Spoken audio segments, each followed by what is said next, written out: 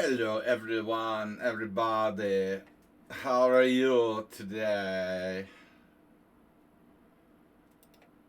How are you today, my friends? Uh, mm, Wait a minute. How are you today? What am I doing? Yeah. Hold on a second. Yeah, that doesn't help. Alright, that doesn't help.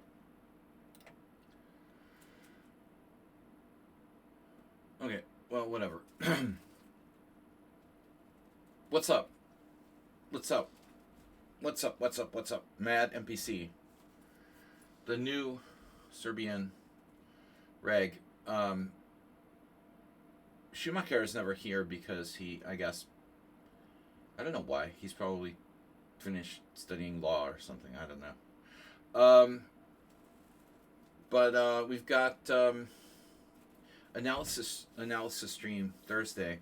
So happy Thanksgiving if you celebrate Thanksgiving. Um, I have this friend who's like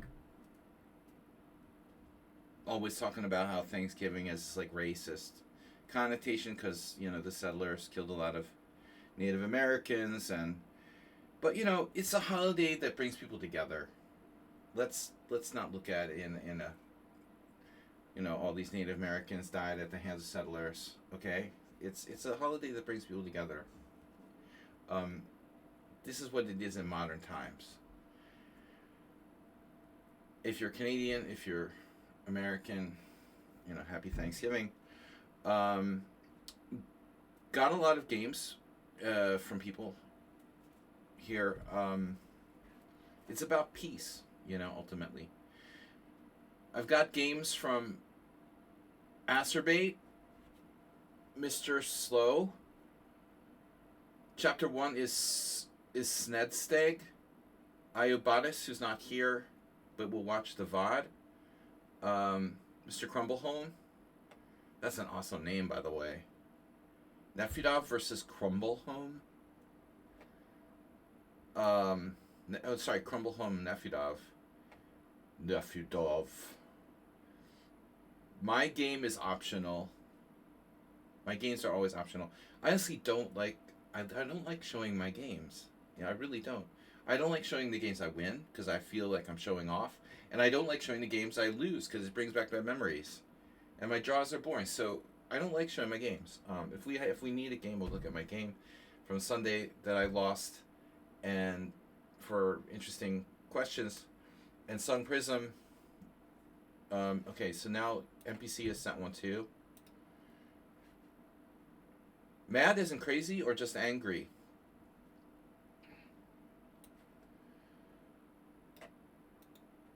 Copy. See, if we take mad from the British English perspective, it's usually like insane. But if we say mad from the American perspective, it implies like anger or angry. So, all right. If Nefida was to call someone mad, they would be crazy. All right. Play. Learn, study, my studies here. I feel so much better. Yesterday, my friend Vorpal Bunny, By the way, I want to talk about this for a second. Vorpal Bunny filled in for me playing in the tournament, Tuesday tournament, and I haven't banned a few people obviously that still play in our Tuesday tournaments. But guys, come on. I need to stream more regularly, make better tournaments. Okay. But we only had 10, 11 players for yesterday's. I didn't play, I didn't stream because I didn't feel well. And, even from the 11 players, like half of them dropped out. So by the end, we only had like 4 players. We didn't have enough players to play 5 rounds. But Giachas or whatever, he was playing another game while he forfeited his game against Vorpal Bunny. I was like, dude, that's not polite. How could you do that? That's just not polite. Please don't play in my tournament and forfeit against this strong player while you're playing another game. But I want people to play in our Tuesday tournaments. Now I can't really criticize anyone because obviously Saiji didn't play, but I was feeling under the weather. But I'm much better today. We're fully recovered. That was fast. And it's a wonder what a little Tylenol can't do, despite what the disgraceful RFK Jr. says. And I'd take it if I was pregnant too. So anyway, we've got Astrobate, Mr. Slow. Hopefully Mr. Slow will be here on Turkey Day, although I don't think they celebrate Turkey Day. They do eat turkeys. International Grandmaster Suat Adalik, who's a good friend of mine, he's from Turkey. He's part, Turkish, and I always call him a turkey, so I wanted to send him a message saying Happy Turkey Day for him, even though he obviously lives in Turkey, doesn't celebrate Thanksgiving. I thought it'd be funny. So we've got Mr. Slow's submission of Geller versus Reshevsky. Chapter 1 is Snedsteg, Gibatis, and we went over this Crumbleholm and Crumbledore. My Game, Sun Prism, and now Salman. Oh, we got a real game from, wow. Nakam Salman. That was some old. Anyway, whatever, Salman Rushdie. Alright, so Astrobate is always our warm-up. This is the fun first game for the analysis stream. Guys, there's a discount on subs if you happen to have enough money to donate some subs here. I think it's like 35% off gift subs for 4 days if you gift like five gift subs or something. And another announcement. We should make it just a show. The Sludgy show. I should be like the Mustache show. It's just a show. My stream is a show. So the announcement for today's show is I'm going to Prague next week, and I'm not going to be streaming for the better part of 2 weeks. So, just so you guys know, we're streaming tonight, Friday, the Sunday simul, and then I'm going to be out for the better part of 2 weeks. All right. Astrobate, let me flip the board here. You're black, guys. No gift subs this week. Obviously, I didn't stream. This is our first stream of the week, but not our last. We have Friday and Sunday. We skipped the Tuesday. Good evening, Mad NPC. I am agnostic. Agnostic. That's funny. Agnostic doesn't matter. It's not a religious festival, No, Thanksgiving has no religious connotation. All right, so festivals are nice. All right, so we just eat, we feast, it's a feast. It's a feast. Feast is traditional. E4, it's like E4, C5, Astrobate is black, Knight F3, Knight C6 now. Why did we tell Astrobate to play Knight C6 instead of G6? To incorporate Knight C6 more. Why would I do that? Am I crazy? Why would I do that? Because I wanted to have to suffer facing the Rossalimo? No. The irony is that I told Astrobate, because Knight C6 is a better move than G6, that's not the reason. The reason why I told him to play this is because if you play G6, people are going to start, especially noobs who are rated 1502, they're going to start going off pissed. So you're going to get all kinds of crap now. And especially Bishop C4. You're begging for Bishop C4. It's actually a good move. It's actually a good move against G6. Where it's usually it's not a bad move. And it's not here. And the irony is they play it anyway. I mean, there are people who are so stupid and unprincipled that they play it now. No good player is going to play this in this position. Unless they're really very strange, Or it's a prearranged draw or something. Perfect move for this. By the way, this is a perfect move for a prearranged draw. If you want to, Sahovic versus Enver Bukic. Pretty strange. But anyway, Knight C6, Bishop C4. Also not great. But I can't tell you guys how many people who aren't tournament players but play online play this move. I just want to shoot myself in both sides of the brain with loaded guns because this is such a waste of time and just ridiculous, you know. Black can just play e6. It's a really stupid move for white because of e6 and only because of e6. The other move that black can play here, which is also not bad, I would say, is knight f6. Notice knight f6 has the highest score for black of all available moves. The trap is, of course, e5, d5. Vachier Gukash. Not a good idea there.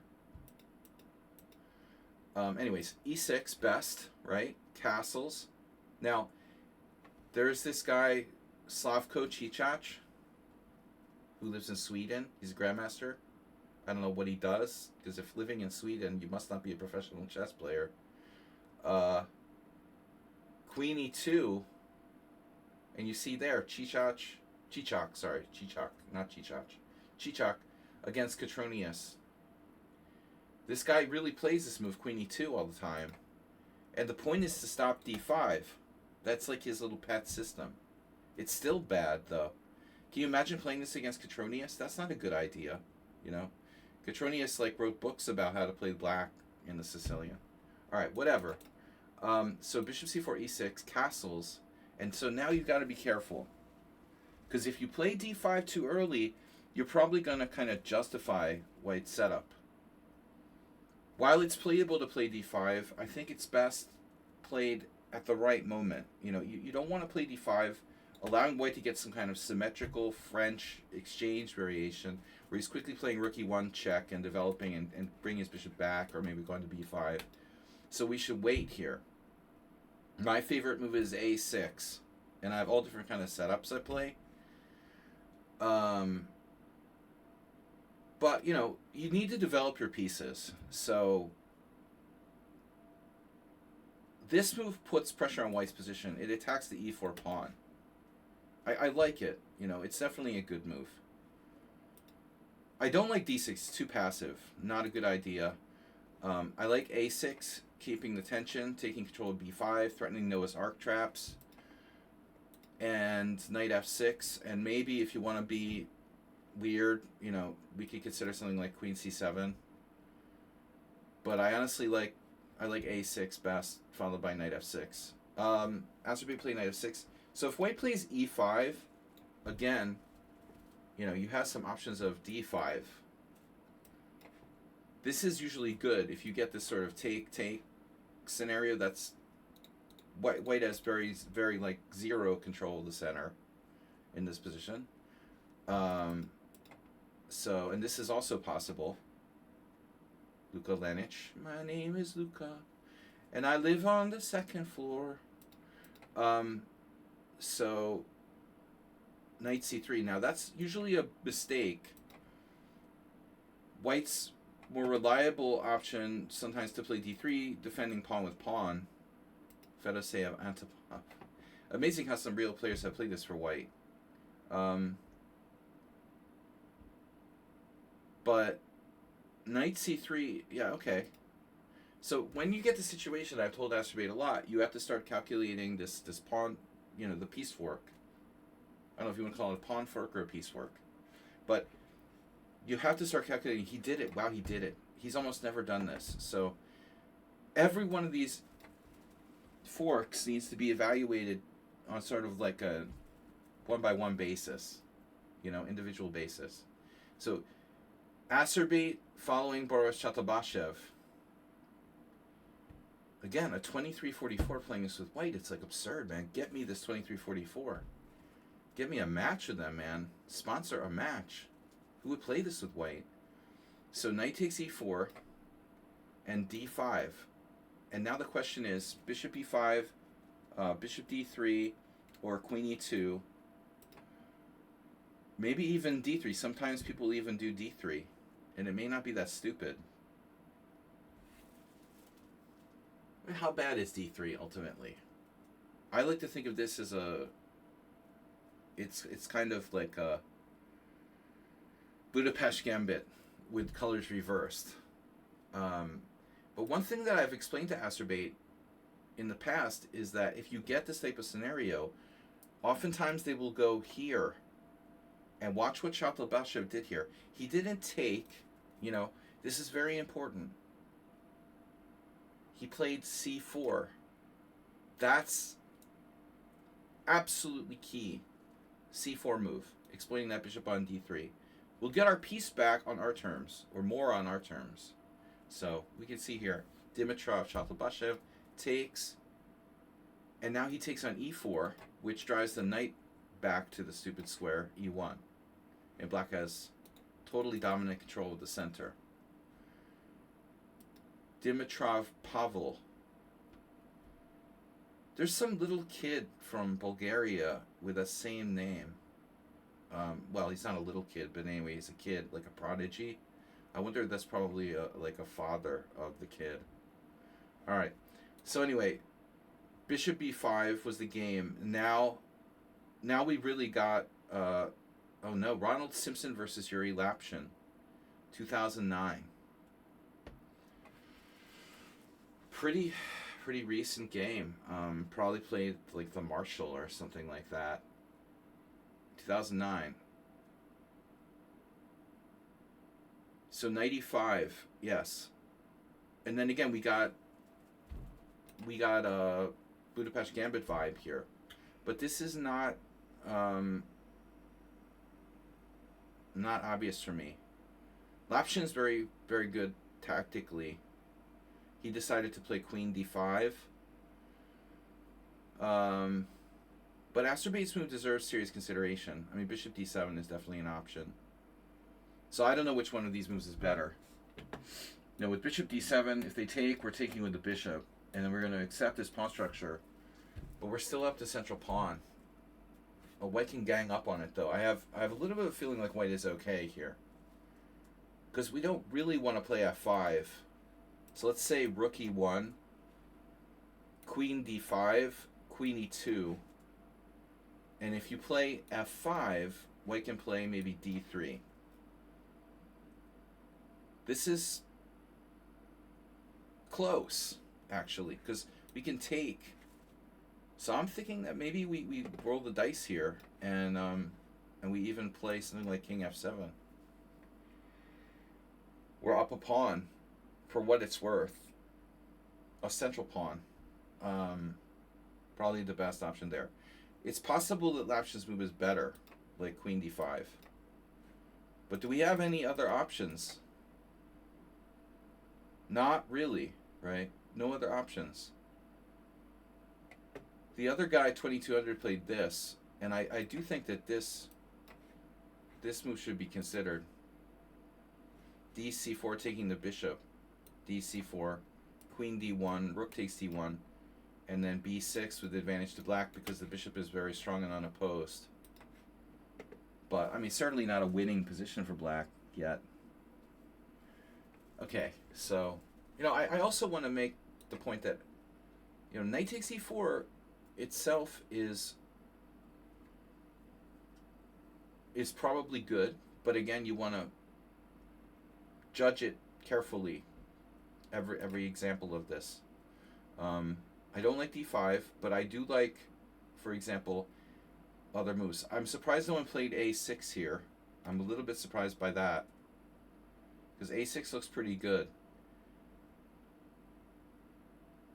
I also feel like we're getting close to someone on sound type stuff, where, you know, he did like knight d5 against me or something in a similar type position.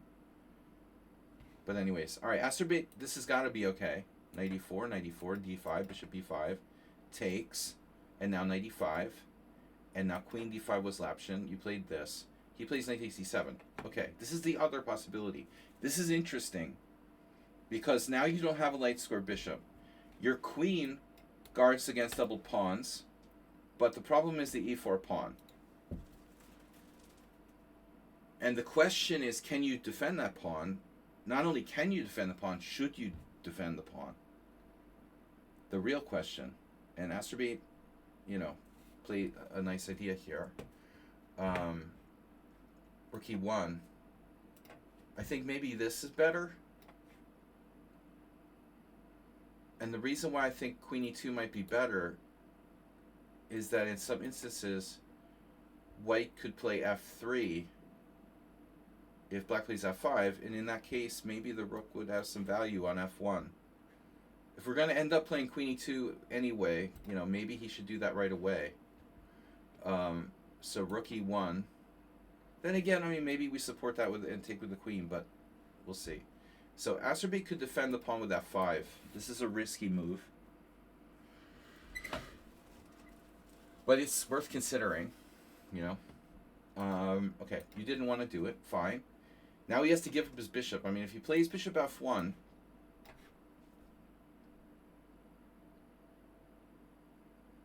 we have a legitimate question. Are you gonna try to protect that pawn? Maybe queen d5 is interesting now, a la your option, or sometimes queen d4, but that can be hit by c3. But I'm thinking f5 looks like Nimzovich, the famous game Alekhine-Nimzovich in the French, where Alekhine got him to play f5 and then he fatally weakened himself. Nimzovich did. You don't have to do that. This square is very weak. This is the important idea. The problem with white's position, ultimately, isn't necessarily about the material. You can try to hang on to the Budapest Gambit pawn, or you can play for another advantage here. In this case, very good control of the center and the d4 pawn. The d4 square. And if white plays c3, he has a backward d pawn. It's simply a Budapest Gambit. You don't have to defend the pawn. But instead white plays bishop takes c6, queen takes c6, and then white lost his mind completely. Because white needs to play this accurately. Queen e2 first, inducing black to play f5. And then you can decide what to do. Maybe d3. But he played d4, which for you is perfect because you have rook d8. You can just not have to play f5. I don't think you want to take on d4, but I like rook d8. So I don't like what you did here, Azerbaijan. You brought his queen out to an active position on d4 unnecessarily. With the queen on d4, it can attack g7. It's active attacking e4. Don't help the opponent develop his pieces. Castle queenside is a little risky for my taste. I don't think this is great with so many pawns moved up over here. So, what about e takes d3? Oh, yeah, okay, of course. We need to think about en passant, right? But it's really important. This also helps white develop, though. Queen takes. His queen is extremely useful here. 1, 2, 3, 4, 5, 6, 7. White is down a pawn, but I think he almost has compensation. It's not easy for black to... Alright, bishop e7. And if if queen g3 castles, you obviously have, bishop h6, bishop f6. Everything is under control. You're just in time, basically. You can also consider bishop d6. Yeah, I agree, MPC. That's also a good move. It may be better. I don't know. It's a tough call, isn't it? Because this is strong too. It's a very tough call. Either rook d8 or en passant. Maybe Azerbaijan simply didn't stop to think about en passant. Took here, develops the opponent queen for him. But he had a very nice trick, rook d8. Okay, I forgot about this. But I'm still not sure. I'm still not sure if it was worth it to bring that queen out. Because white can play queen e5. This looks very active.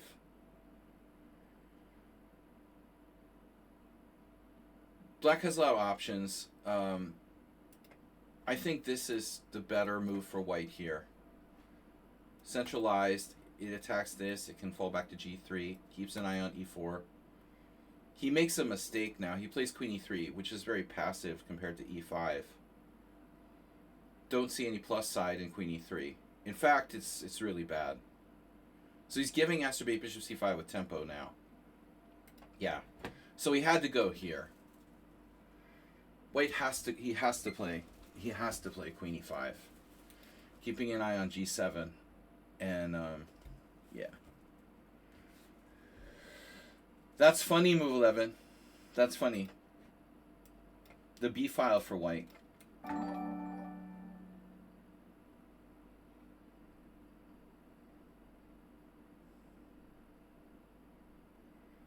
It's hard to judge if move 11 is suggesting that as a joke or he's being serious. You know, one of those people is hard. Move 11 gifted subs, 5 gift subs.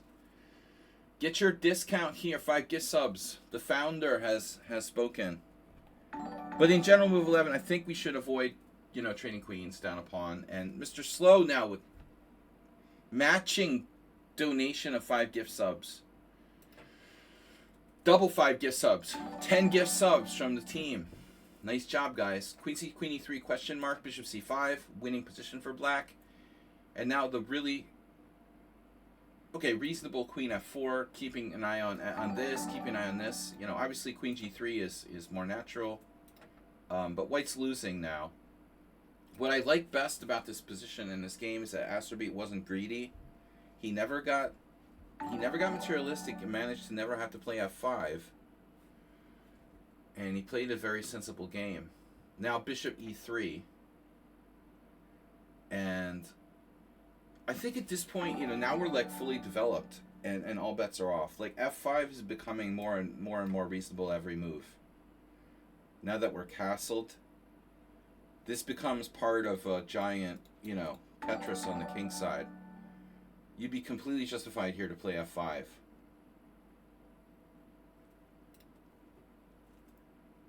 Instead, Astrobate plays bishop d6. Okay, you know, you're like hunting the queen. Queen g4. Now f5 for sure is a good move. This is a roller.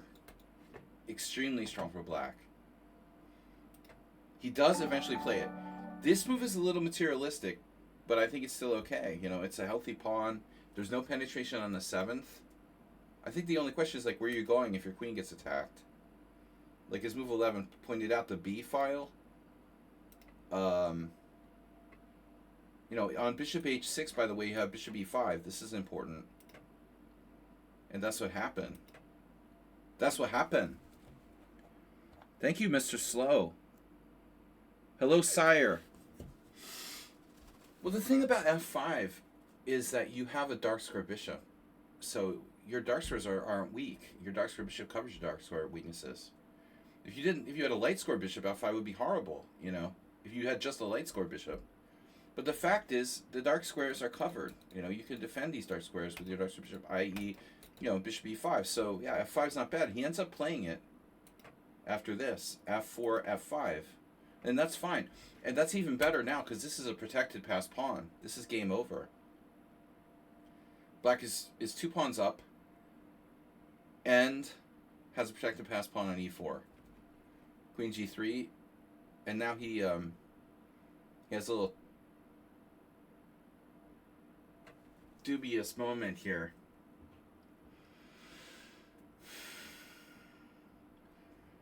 I got in trouble with this at the World Senior against the guy I lost to in round 3, where I chucked his king out of the center. If you need a tempo, I get it. But otherwise, our best bet is to not chase that king away from its exposed position on g1. So, bishop d4 check, it looks like a mistake.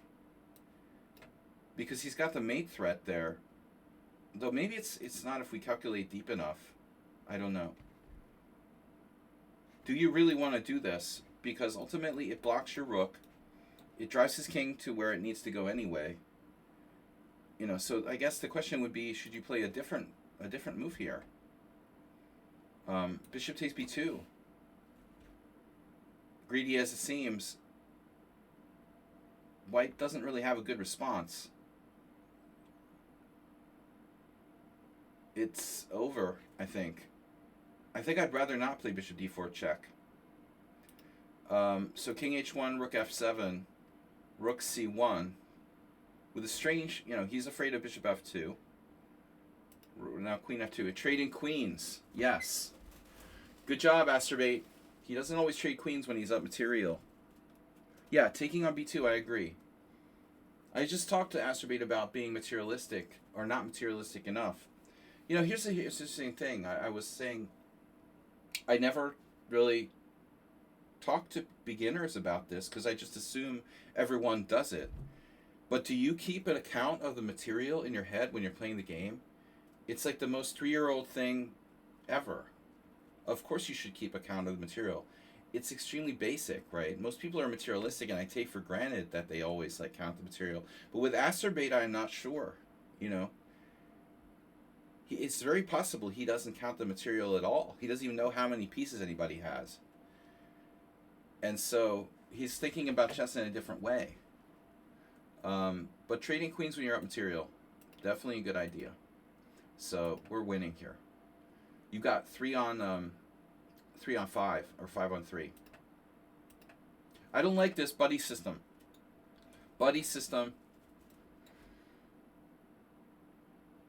Just in general, we always want to use the buddy system where the pawns stay together. This pawn is in front of the other kids. This kid is running across the street. He's running across the street. You're like a crossing guard. And the little kid is running across the street without anybody holding his hand. He could get hit by a car. It's not funny, The analogy sounds funny, but he's crossing on a red light. I mean, this is not good, dude. Go gradual. Back rank. Rook e8, rook d1. h6. Luft. The pawn should advance together, right? Maybe e5. Yeah, I like h6. And yeah, white resigns. It's true, though, in this particular position, he can't blockade e2. Yeah, I forgot white's rook was on d1. I was thinking it was on c1. And he had rook e2 and rook here, and plus you've got h6 trapping the bishop. So, okay, this is over. Bishop d8. He does have that square, but e2 is very good. Game over. All right. He gave you a whole queen. Nothing to see here, folks. For the sake of completeness, I like to show the whole game, but Asterbate's usually very proud of his checkmates. By the way, you probably want to check him back here. I guess it doesn't matter. All right.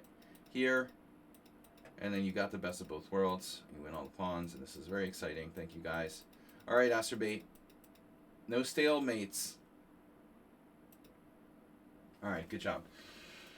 So that was a long game by Asterbate standards. 48 moves, long analysis for what seemed like a very basic game.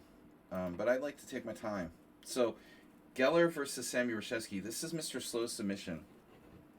Thanks, Move11 and Mr. Slow, for your games. If I seem a little hyper tonight, it's because I already have my coffee. And I'm halfway into my coffee. Feel good. Yesterday I was under the weather. I feel way better. All right. So let's flip the board. The theme is Geller games. Mr. Slow is Stalag Mates. Stalag 17.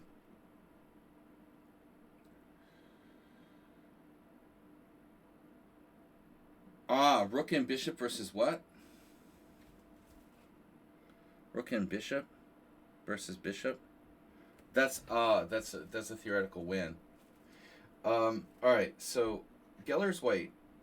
It's a Sicilian. Reshevsky played the Sicilian. He also played e4, e5. People were talking about Reshevsky in the bus when I was traveling at the World Senior. There was this American guy, Fred Ryan, who was playing, and he was telling stories that I had heard as well. Like Fedorovich, who knew Reshevsky from New York, who's a friend of mine, he always talked about how unpleasant Reshevsky was. And he had a reputation for being kind of mean. So I don't know much about Reshevsky personally, but he was like teaching chess still when I was a kid. You could see the ads in Chess Life. I was tempted to take lessons, but New York was too far. I couldn't travel to New York. There was no good chess players in Philadelphia when I was growing up at all.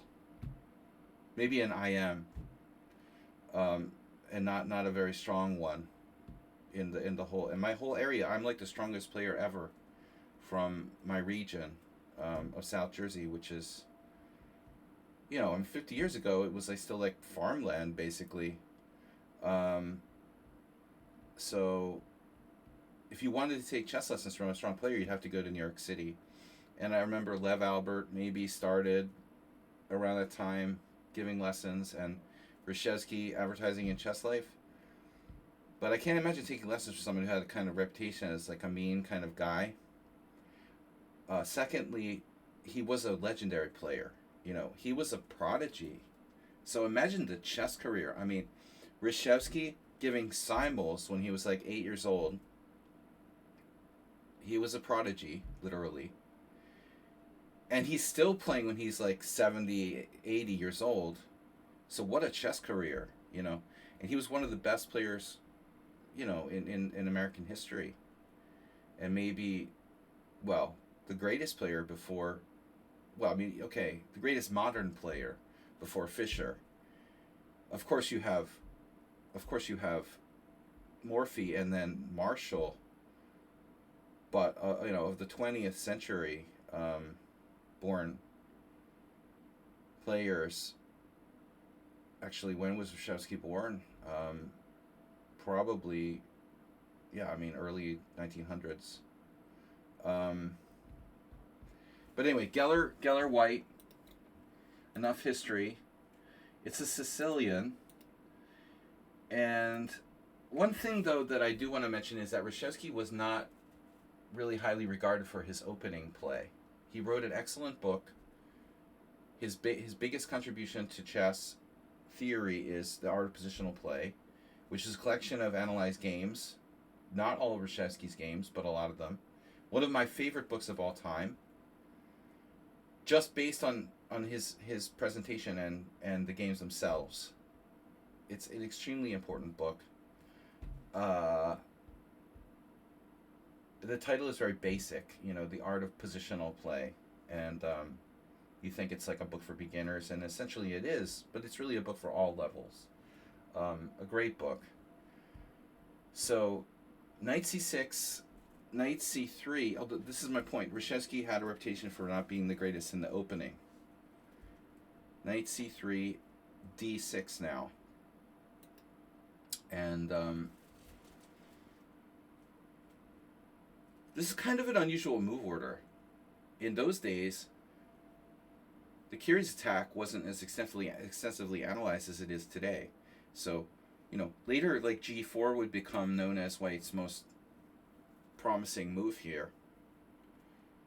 But when I was growing up in the 80s, I don't think that g4 had been played that much, so you would get a lot of people transposing like Geller did here to the Scheveningen, but White also has g3.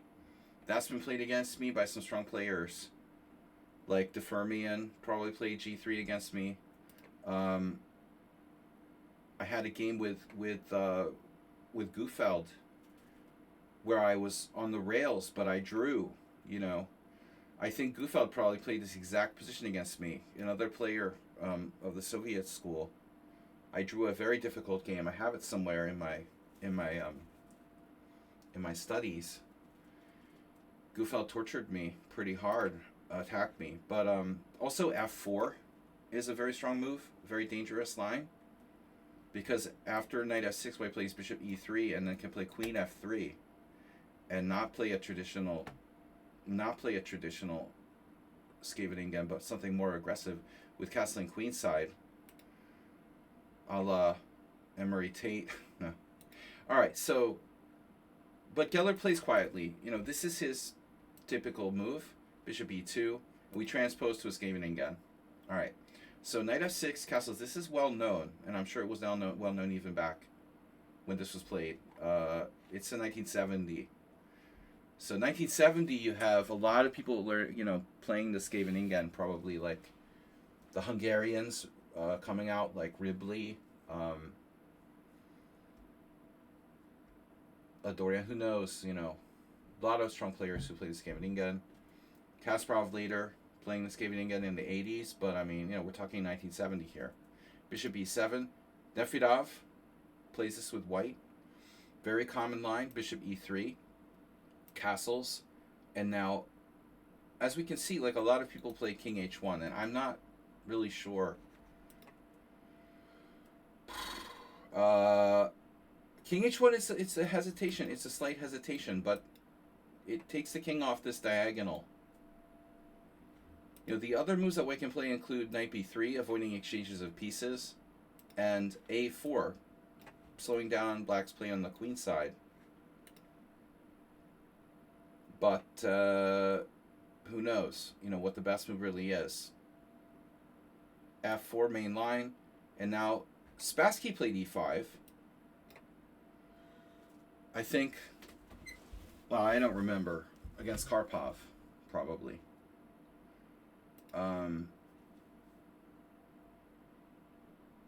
I don't even know, you know, like, Spassky didn't play this Scheveningen a lot. Could he have played it against Fischer? I imagine, you know, Bobby would have played a Sozin or something, you know. Alright, so f4, black here can choose this e5 move, apparently, is the best scoring move. That's ridiculous. It's ridiculous how good blacks score with e5, the move that shouldn't equalize. That's definitely like Karpov, Spassky.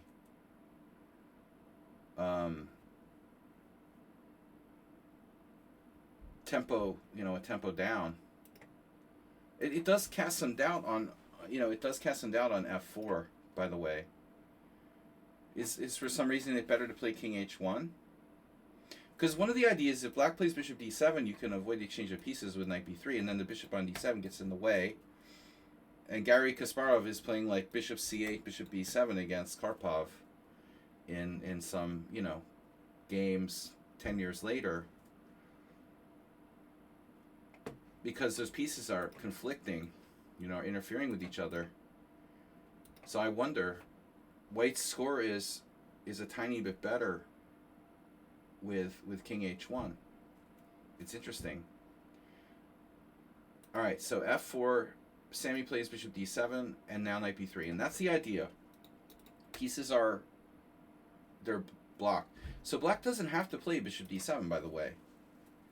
Yes, we see Spassky's move, right? What about a6, you know?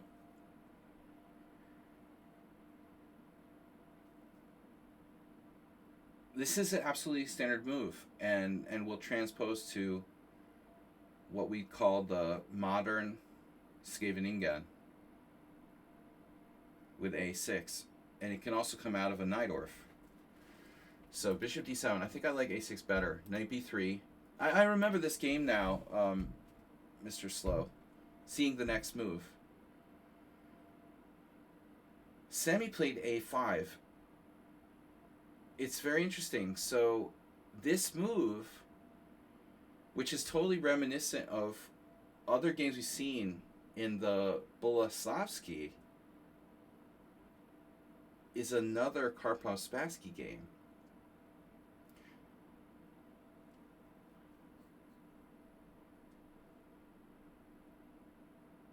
I don't like a5, and a lot of strategic players are going to kind of not like this move, because look how weak b5 is. I've been taught that this is kind of a mistake. Certain situations, a5 is good. I think, I don't like it here. a4, and this idea, but white has this too. You know, white has b5 too. We both have weak squares, right? But what's the difference? Anybody? Karpov 2 plays white. Of course he did. Karpov. We know who was on Karpov's team of trainers, right? We've talked about this a lot. Geller was an important influence on Karpov. So yeah, Mr. Slow explained it. B5 is gone forever. You can't chase it away with a pawn, but B4 can be chased away by C3. That's important. It's very important. Maybe Tigran Petrosian can move his knight and play C3 later. So we got now E5 by Reshevsky. That's basically transposing to a type of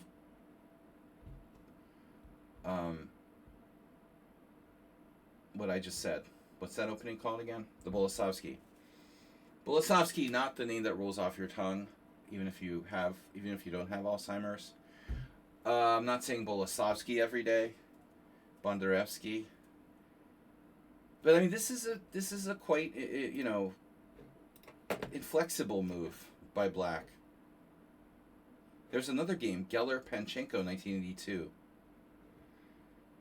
He drew. Of course, he was considerably older in 82. But yeah, I mean, Black doesn't have that many options here. Knight b4. The problem with knight b4 is that e5 is, well, I mean, we lose some control of e5. When you go with your knight to b4, you're losing control of these squares. You've got to watch out for things like e5. Maybe it's not good yet, but it could be at some point. With knight b4, I think bishop c6. But remember that we can put our knight back on d4. And I think that's the number one thing about e5. The best advantage of e5, the biggest advantage of playing e5 is that you take away this, knight d4, or any use of the d4 square for white.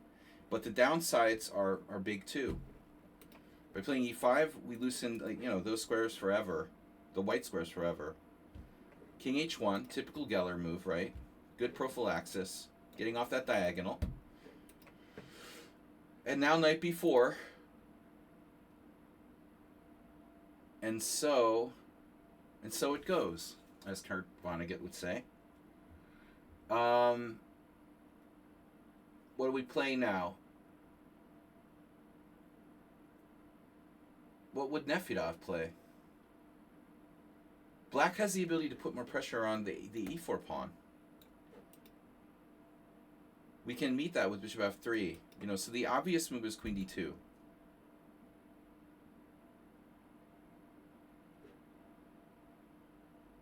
That strangely has never been played in this position. That is freaking unbelievable. Queen d2 has never been played.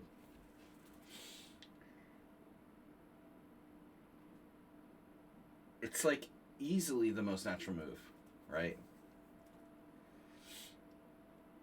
Connecting the rooks, keeping c2 protected, keeping like bishop f3 in reserve. What else does it do? What doesn't it do? Protects against exchange sacrifices on c3. I don't understand how this isn't a reasonable move. It's very odd that no one's played that, in fact. Bishop f3, committing to bishop f3. Bishop b5, an interesting move. F takes e5, which is usually not that great. And then the weird move, rook f2.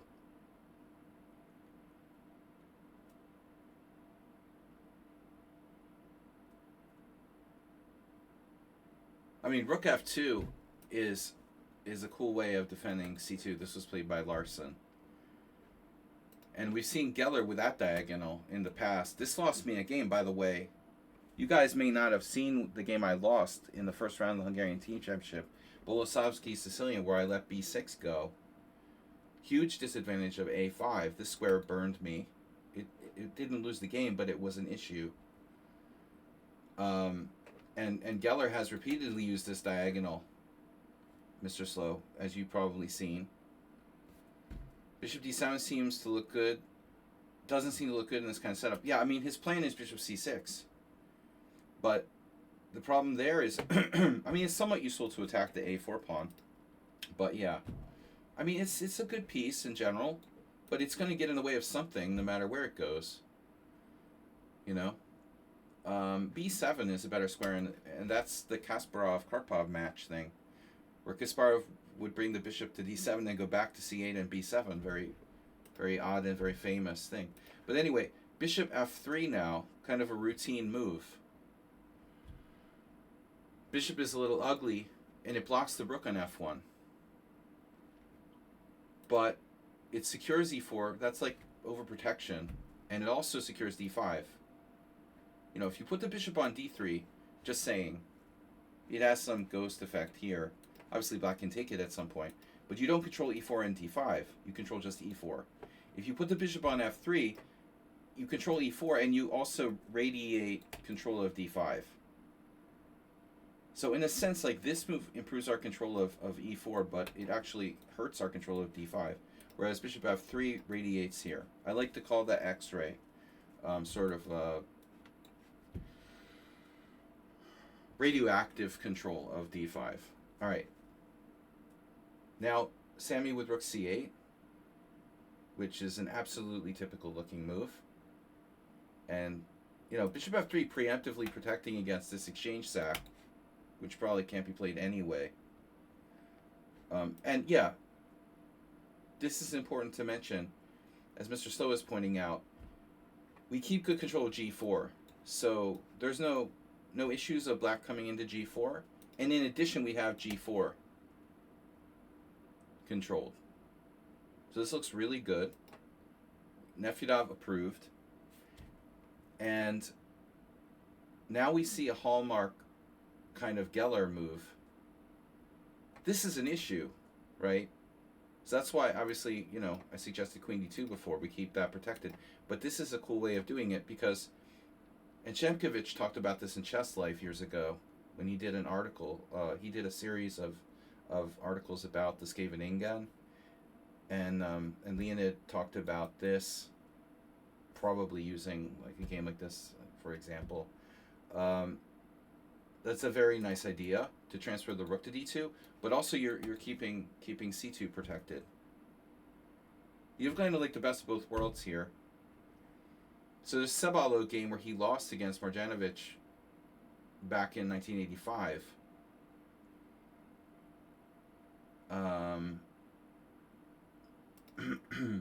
Playing bishop e6. Bishop e6 is, it's kind of weird because you moved the bishop already, but, you know, okay, it's the middle game now. And Sebalo was a tremendous Sicilian player. And even very strong in 1985. But, I mean, it's okay. It's better to play something where the bishop's not so easy to attack. I don't think this is an easy position for black to play. I don't know. This is kind of counterintuitive. We already moved the bishop. Rook d2 is coming. What is black supposed to do, though? You know? It doesn't seem like he really has a good move. Bishop c6, played by some guy, Cedric the Wise. This is a random game. Possibly correspondence, I'm not sure. Walter Whitman passed away last year. He was a very good player from Austria. Or this year, maybe. I can't remember. But I don't know Mark Whitman. Same spelling, I think. But probably French players there with the MARC. So bishop c6 attacking e4 and supporting d5. But what's the difference? We're still playing rook d2. White is good. You know, white is better. Much better. I mean, ultimately, maybe rook e8, trying to put pressure on the e4 pawn indirectly. So, Sammy plays rook c4, which is creative, you know. He's thinking maybe wants to be active. It's a risky looking move, but it's also active. And he could possibly, like a dragon, you know, triple on the c file. He's kind of, I don't know how to, almost like maximalist, you know. This is a maximalist move by Reshevsky. The rook is unprotected, so it can be attacked at any moment by bishop e2, attacked by the knights. A knight coming back to d2 can be very problematic. And it's obviously a major candidate right now.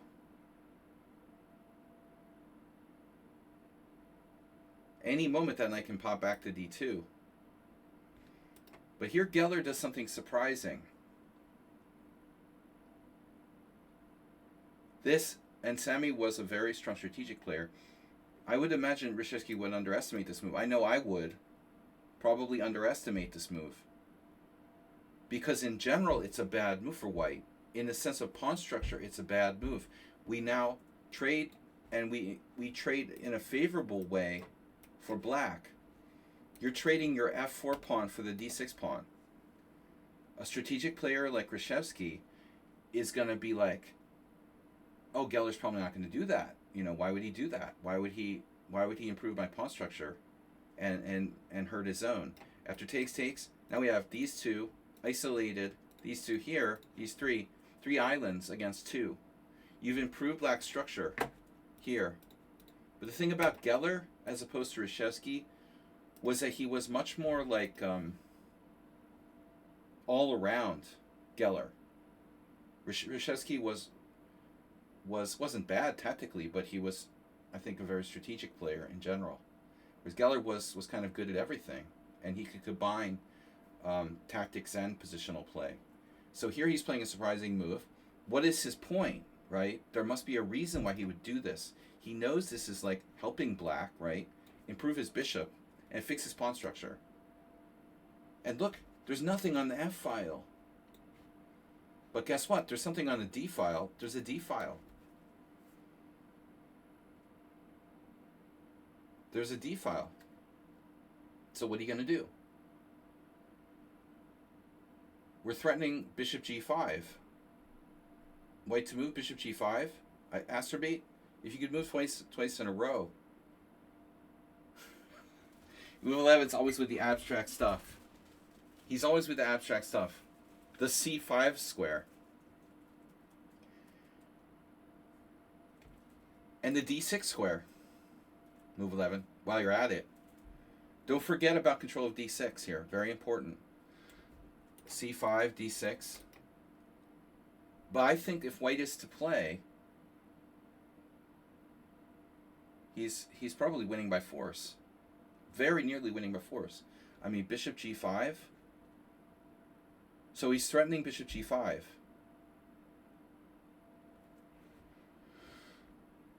How do you deal with that,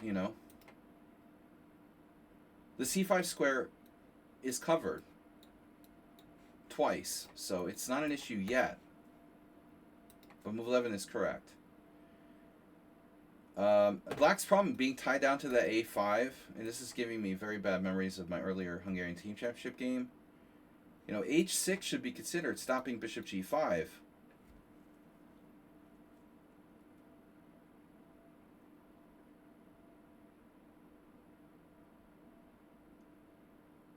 What do you guys think? Well, I think that Geller would have done the same thing he did in the game. Maybe. Probably.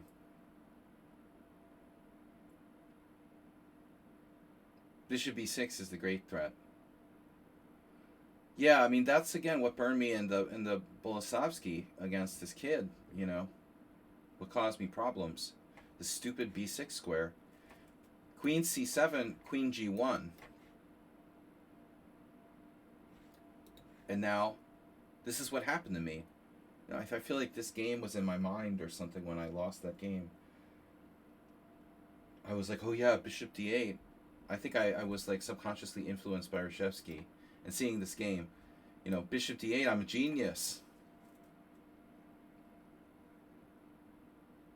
It's important to be optimistic when you play chess. And it's entirely possible that Sammy thought he was okay here. Temporary, it's only temporary. We can put our rook on e8. Everything's under control. Rook d1. And, the problem is this piece never was stable on c4. And by the way, we end up cutting off its retreat. So, a lot of times you lose, and you end up saying to yourself, "Man, I was too optimistic," and probably the truth is that Sam Brzezinski's position was difficult anyway after the opening, which is typical for him.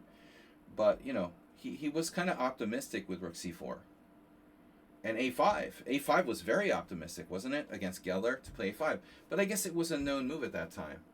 So now black plays bishop c6, and now that rook is like confined. But he's got triple attack on e4. That's serious. So move 11 with the spoiler alert. Move 11, have you seen any good movies you can spoil for us lately? Maybe tell us the ending or who dies, anything like that. So white now plays bishop c5. That rook is boxed in. We're threatening to win the exchange. How about a nice active exchange sacrifice for black here?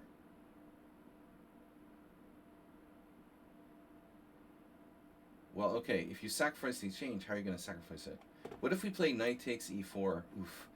So, sorry, go forward. Bishop c5. The problem is we take the rook, we're going to take the bishop too. So that rook isn't just an exchange. He's going to lose the rook, and then he's going to lose the bishop because we're doubled on d8. So Brzezinski has to play. He has to defend here. And the only other move I can think of... No. You got to play rook e8. Okay. Yeah.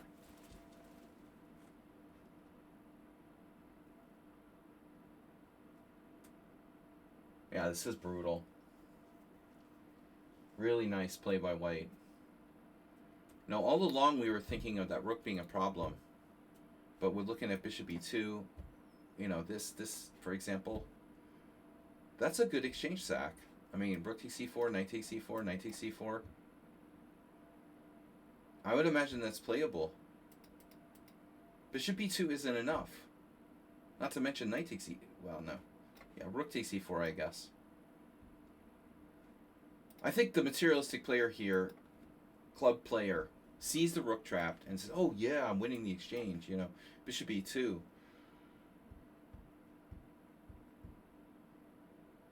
This is far from clear. Reshevsky beats that guy, the club player who plays bishop e2. Rook takes e4. Now what? Knight takes e4, knight takes e4. This is defended.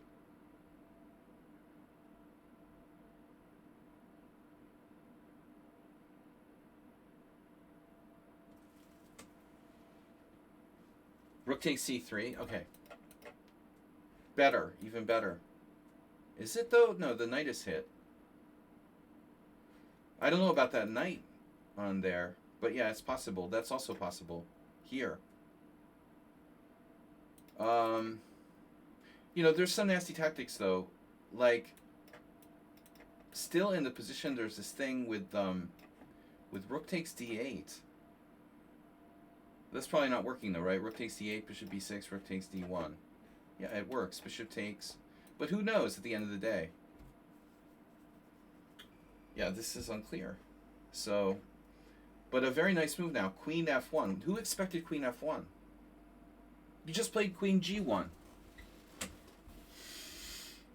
Where did it come from? So now Sammy has to sack the exchange. So there's this, and this. Or rook d4. But I mean, rook d4 looks stupid. This, I guess, is conceivable. You're still going to sack the exchange. You have 4 different exchange sacrifices. The only way to defend the rook is by playing b5, which doesn't help, So, which exchange sack do you like here?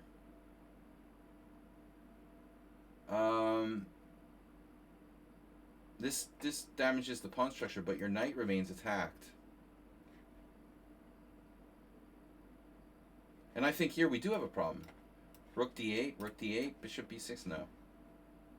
No, we don't. So I don't know. What about Mr. Slow's suggestion of rook takes c3? I know you didn't mean this position, but just to be fair, rook takes c3.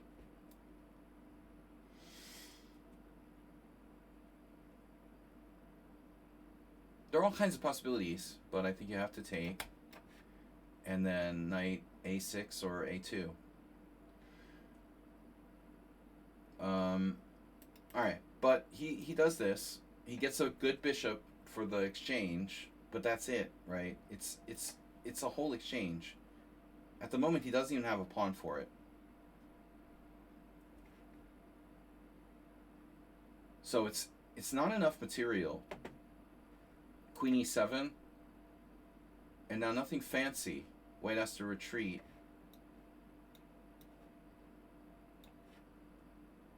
Which way? Okay, so how do we choose? Sorry, that's an absurd move. Thank you, delete. Or do we defend it? No, we don't defend it because it gets pinned. So we have to move it. I imagine even knight d5, no, that loses a piece. Alright, so he goes to d2. I guess from d3 he's just blocking his rooks. Alright, so here, bishop b6, queen e2, and now it's a matter of consolidation. There's nothing exciting here now. g6, knight b5, and there it is. Petrosian-esque. Get out of my house and take your crappy knight with you. This is pathetic, man. Rook a8. Ugh. That's terrible. And I love this. Knight c1.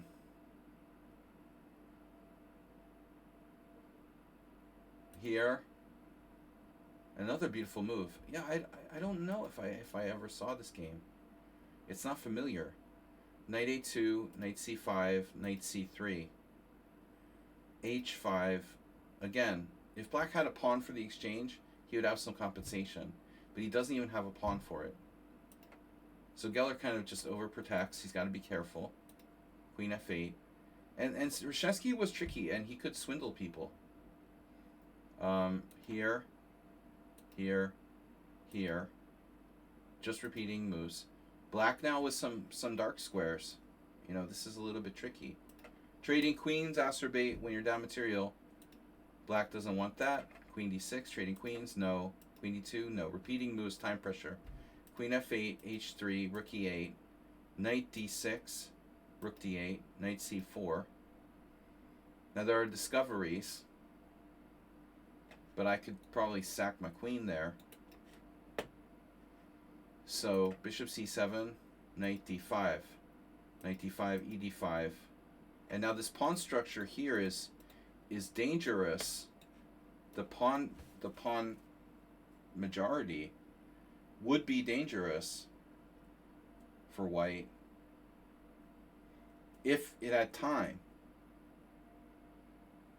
You know, and as white's would too on the queen side, but black has very good dark square control. So Reshevsky plays knight f6 now. That's unfortunate because he gets in the way of his f pawn. But what choice does he have? Pressure is d5. And now queen g5. And this is protected, what? Twice. But it doesn't matter because we're on e5. So it's just a swap. d5 for e5. Knight takes d5, knight takes e5. And the closer we get to an exchange up with no compensation, the better.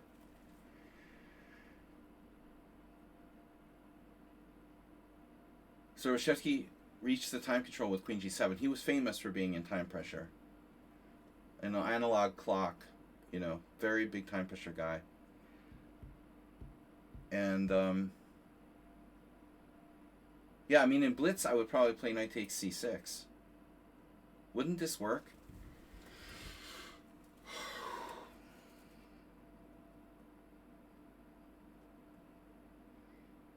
I guess it doesn't matter. You know, like, you just... Well, it seems like it might matter.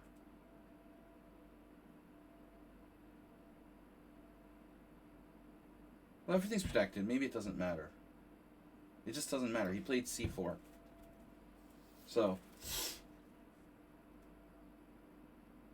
I was just curious if this doesn't work. You know, queen g7, knight takes c6 first.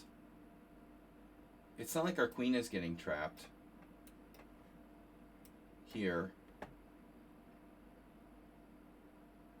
bishop f4. We always have this move. So, let's see. Yeah, it doesn't matter. It doesn't matter, it looks like. Yeah, in fact, the engine actually likes knight c6 better, but it doesn't matter. Okay, you can't trap my queen, so Geller wins. All right, guys, happy Thanksgiving. That's it. No, I'm just kidding. We got to move faster, though. I took a lot of time for these first two games, and I've got an hour and 20 minutes. Hour and 25 minutes. So I got to leave it around turkey dinner at 2015. So I have an hour and 25 minutes to do the rest of the games. No more submissions, please. So this is just a position. This is Snedsteg against me from last week's tournament. It was a Sicilian. It was a Najdorf. It was a bishop g5 Najdorf. And I played the Vachier. H6, bishop h4, queen b6. And we got to this position, and I thought he was better in the opening, but then we got to the dynamic of, like, bad bishop versus good knight. Speaking of Scheveningen. Bye, guys. Mr. Slow, have a nice Thanksgiving. Classic German Thanksgiving party. Enjoy. Thanksgiving very big in Frankfurt, I heard. They have Frankfurters. Thank you, Mr. Slow, for joining us. We've got e5 knight, power knight against... It basically was like a Scheveningen against bad active bishop.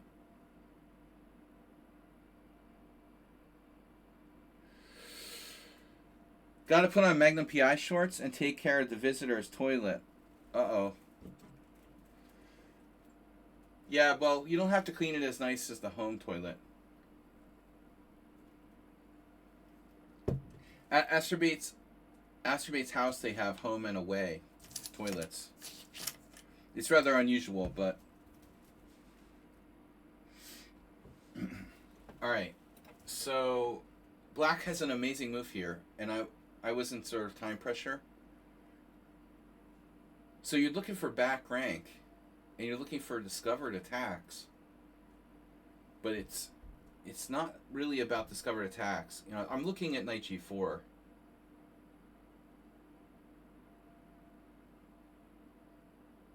And obviously if, like, bishop takes, you have queen e1, mate, in 2. But he could play rook takes, and all it is like a swap of pieces. And I'm down the exchange or whatever. You know, so I look at knight g4, I don't see anything. I see the back rank. I think I ended up playing rook f2, if I remember correctly. I can't play rook f4. You know, where else am I going to put it? This is passive. Rook f7, rook f8 are passive. So that was it. You know, I looked at knight g4. I looked at rook f4, the hangs of rook. I looked at rook f2, which I think I finally played. And that was it. And we both missed Black's move here, which is really nice. You know, this rook is also very important because it can defend the third rank. But I have queen h4.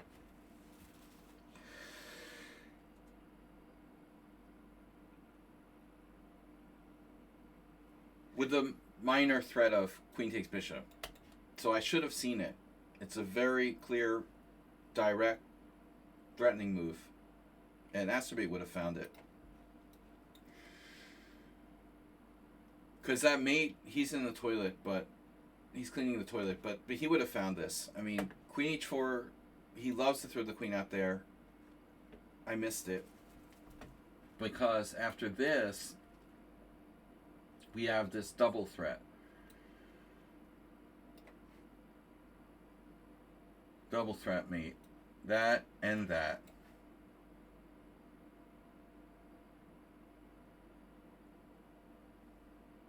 So, what's White going to do? I mean, his bishop's hanging and he can't take the rook. There is a defense. But actually, that doesn't hold either, right? Like bishop f3, knight takes, and we're still threatening rook e1 check. It's check. So I guess, no, I don't know. Maybe rook f3? Does that make sense? I think that's the answer. It's like a puzzle.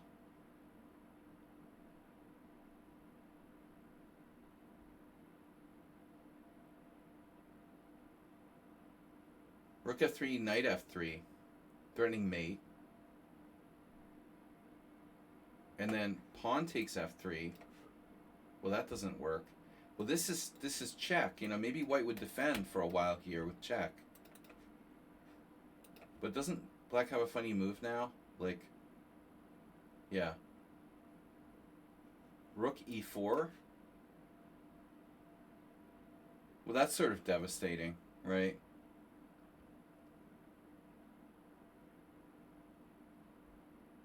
Knight d3. Say what?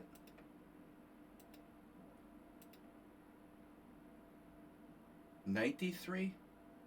What did I say? We said rook f3? Oh, you're talking about like here? No. Well, no, because of check. You know, the problem is the stupid check here. No. Before queen h4? Oh. Oh gosh. Well,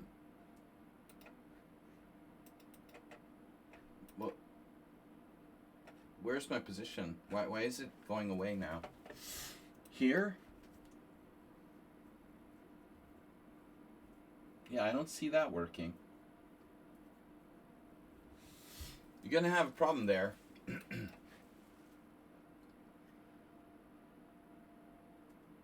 I mean, we can never take here because of check. Yeah, alright, anyway. So it was a cool position. Knight g4, let's see with the computer. Rook f5, yeah. So his only defense is rook f5, everything loses. Rook f5, he just loses a piece now with queen takes e4. I'm threatening mate, and I'm threatening to take his rook. And now there is a cute idea, right? There is a cute idea. Check this out. Rook f1. Yeah, I don't think I could find this, right?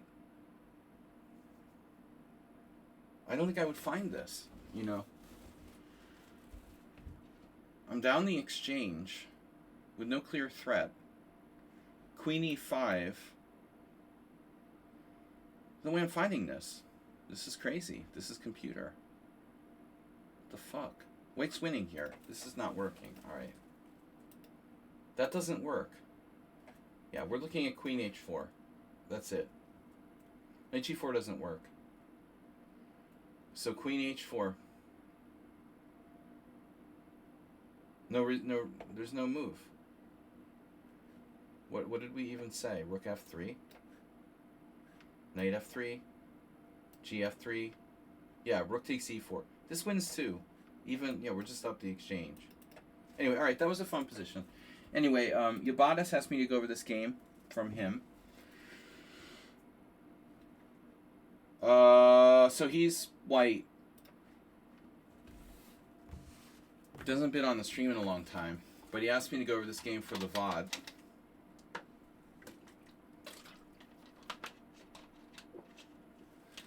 AKA Spectacular Camel. Who hasn't, you know, he doesn't come to the stream, but, you know, he still wants to be a part. So we play team game, Danish team championship. E4 c5, knight f3, d6.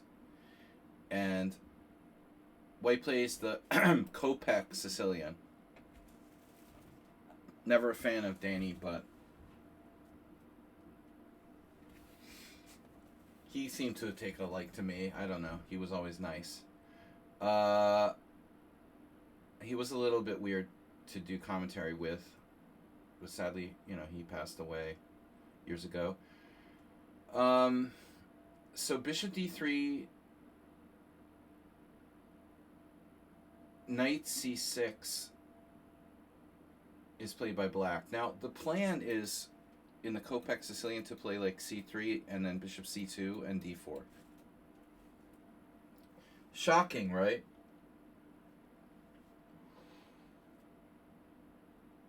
White's score here is really good. That's just ridiculous. So that's a reason to play this, I think. I mean, a lot of people play bishop c4 against e6, including Adams, and this is a totally legit opening. But, bishop d3 a little underrated.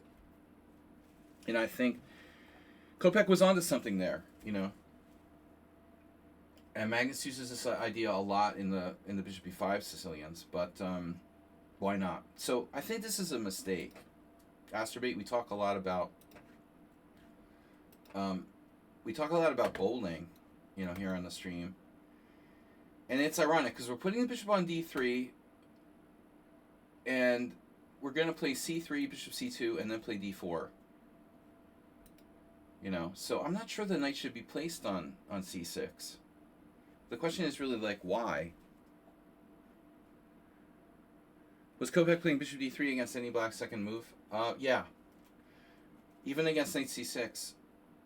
He played it against knight c6. There you can see he beat Ivanov. He beat Alex Ivanov twice. 1990, 1989. He was very proud of that. And he was over 2,500. We had about the same max rating. Kopech and I both low 2,500s. He was much older than me. He was 20 years older than me. At least. But I remember him being proud of his wins against Ivanov. Ivanov really puzzled Ivanov. He beat him in the modern too, for some reason. I remember that. I don't know how many times he beat him, and Ivanov was tough in 1989, 1990. But yeah, Danny played it against Dlugy. There's a Dlugy game with knight c6 on move 2. So bishop d3, I think that black should play, like maybe g6 here. I like g6, What would Dubov do? But knight f6 is fine too. I don't understand why black's score is so bad against knight f6. I think you're still going to play g6. So anyway, there is a possibility of black playing bishop g4 at some point. Black plays knight c6, and then I said, I said the Yabatis, would you consider playing h3, but it's not necessary. So he didn't. He played c3. And then it's funny that a few people have actually played this move before. Bishop g4.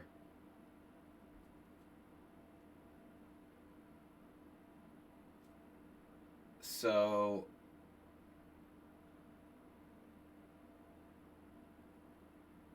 but I mean, what is black supposed to do?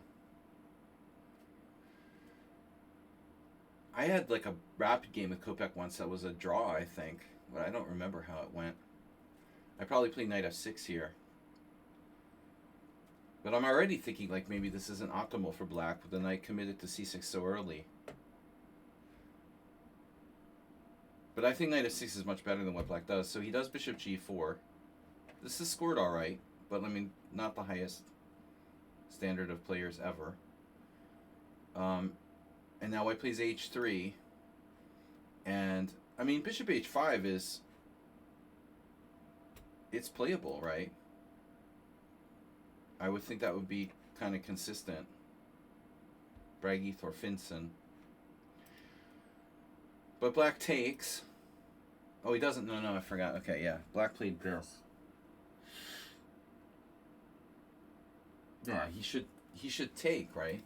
Always take. Take. Now, how many times have we done this in Blitz? Like, we'll fork him. No, bishop b5 check. I've had that hallucination sometimes in blitz games. But still, okay, queen takes, knight f6, bishop c2, and we're back to some kind of normal sort of variation. But black goes here. And it's funny now, like, it's not a forced win for white. You would think, like, white would be winning. But it's just, like, better for white. Why am I getting a challenge here? 5 + 1? No. No! So, the queen sacrifice is very interesting. Knight takes e5, bishop takes e1, bishop b5 check, and black resigns. But the trick is that black has this. So it's not so clear. After knight takes e5, d takes e5. And white is better, but not winning, because bishop e5 check, bishop d7. So it's not so simple. You know, Yabata decided he wasn't sure about knight takes e5. So instead he plays bishop b5 check, bishop d7, check. And now I expected black to take with the queen. I mean, it seems consistent. And then white probably would have traded knight takes e5 and been a tiny bit better. But he doesn't have to. But black takes with the knight, that doesn't seem right. You know, why are you retreating your knight back? Avoiding exchanges with black, you know, when you have less space. So it seems like you got to take with the queen here, and be willing to play this type of structure where black is okay, you know. The pressure here. So knight takes, weird move, castles, knight gf6 attacking the pawn, and now you have a lot of options with white. I would kind of lean toward defending the pawn with a piece so that I could play for d4. But if white plays for d4, then he's putting pawns on dark squares. And, you know, do you want to put your pawns on dark squares if you don't have a light square bishop? I'm not really sure. So he played a very safe move now, d3. This is passive, but it's safe, and, you know, you're putting your pawns on bishop-friendly squares, ultimately. And your dark square bishop is mobile. Now, black plays g6 is fine. And then the next move I thought was a little bit weird, but maybe it's okay, you know. I talked to people a lot about this, like moving this piece, like just for the sake of moving it. And bishop e3 feels like developing for the sake of developing. And I've talked about this a lot, that this piece is already developed. However, that doesn't help the rook on a1, but I would suggest here a4. And that, like, indirectly developing our rook. That way the rook's developed, and so these pieces are developed from their original squares. Why not play a4? Yubatis didn't really buy into what I was talking about. But for me, this seems very standard. We're playing a BOGO. We're playing knight a3 or knight d2 and knight c4. Our bishop doesn't need to move. You know, this feels a little contrived. So here black can play like b5 or something. He does that soon. Bishop g7. Why not a4? Knight on bd2. Castles. And now white plays d4. And I said maybe black should play e6 here, because that ends up hurting black. So watch what happens. b5, and this is maybe too early, but interesting. It's already interesting. But I think like takes, knight d5, e6, knight takes e3. Maybe it's not so simple. So he goes good move, queen e2, attacking the pawn, and now black plays rook b8 and e5, and this is very strong. This is very strong. So this threat of playing e6 ended up destroying black. It ended up just destroying him. And that's the problem. There's no like square bishop for black. Here, this is a nice sacrifice. This looks very strong to me. And on this we have maybe pawn takes or queen takes. They're both good. So fe6, knight g5, and then white had missed this move, defending e6. But, you know, it's a typical kind of long-term pawn sacrifice anyway. You don't even have to get the pawn back to have compensation here. And then I like what white did. He took. And that leaves these pawns double isolated, even if we don't get them. Black should take with the pawn, I thought. Why didn't he take with the pawn? You know? Because it's not so easy. How are we going to get this pawn back? Not so easy. With our bishop, that stupid bishop that can't move. Which I was skeptical about this bishop and its development on e3. It's actually getting in the way of the queen and its ability to attack e6. Alright, so knight takes e5 makes it easy. We just trade off that crappy bishop, right? Now black has a kind of inactive bishop. Takes and get our pawn. Takes, check, king h8.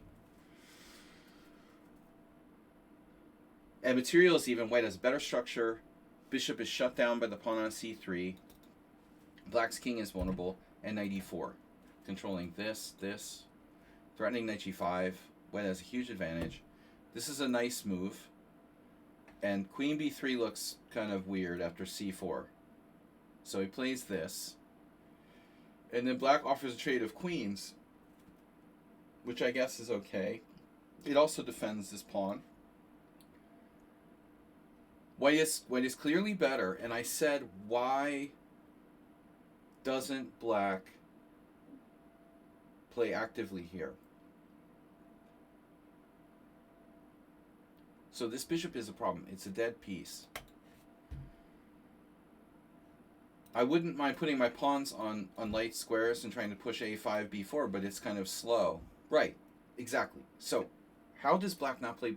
How does he not play b4 here? I don't understand, you know.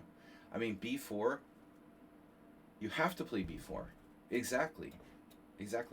This is... It's not clear to me that, like, white is winning. I mean, white is better, but now black has counterplay. And I said to him, maybe...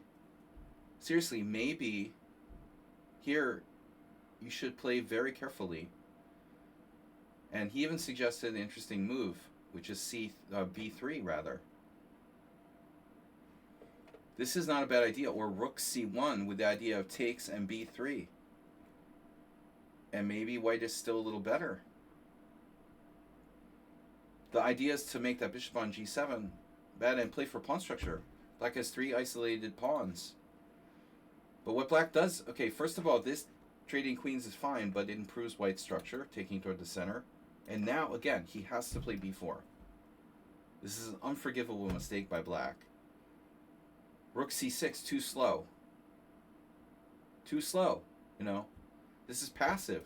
You can't play passive when you're worse. If you have a choice to play actively, you have to play actively. So he has to play b4.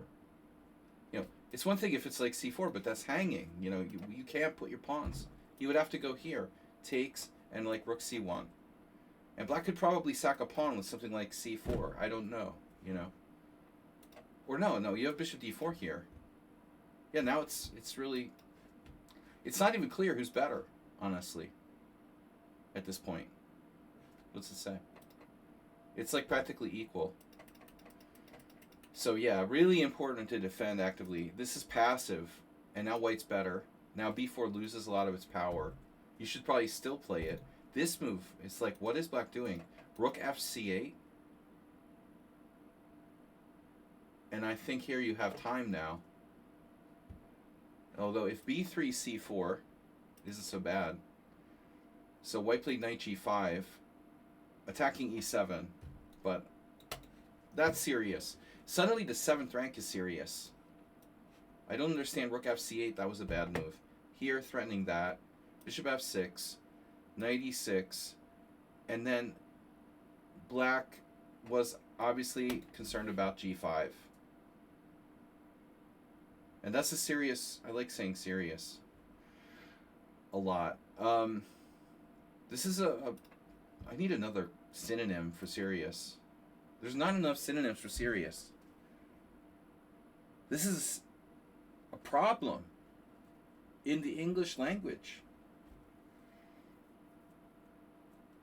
Get me a thesaurus. Thesaurus. How many synonyms for serious are there?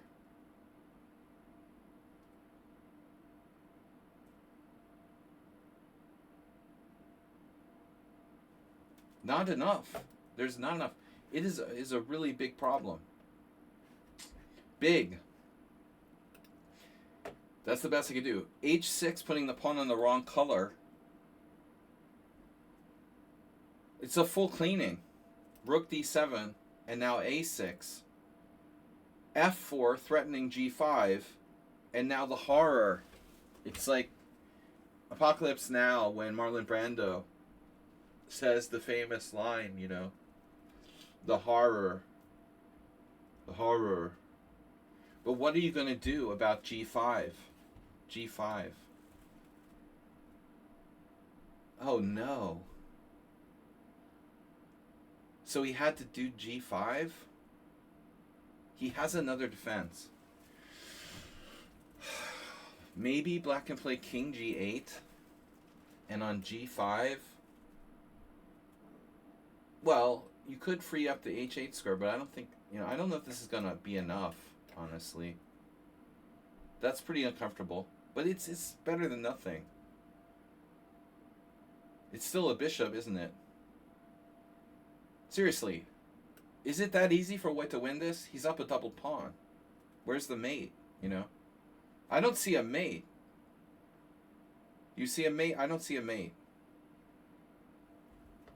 But g5 is over, as far as I'm concerned. f5, it's over. That's it. Game over, man. Another line from Apocalypse Now. As well as Alien, as Mr. Slow pointed out, but not the original movie. Rook d6. But it's too late for black here. I think black is lost. Rook d1, rook d1, rook d1. And now king g8. But it's a little bit too late. Rook d5, c4, a3, rook c6, rook d8 check. And now, oops, it's mate on f8. So black has to play king h7, which is definitely not good. And now we go in. Finally, the king comes in. And so this was like a 2000 player with black. He's not bad. a5. And I didn't like what Ibadas did here. He played knight d4, but I mean, it's such a pity with that knight on e6. I didn't check this with the computer, but had the feeling that knight d4 can't be right. But on the other hand, black is kind of threatening. He finally gets this idea to play b4. But wait, can't we just play rook b8? Okay, so if you play rook b8, you allow rook d6. Let's say rook b8, rook d6. Threatening what? Exactly. Rook takes b5. Check. King whatever. King f3.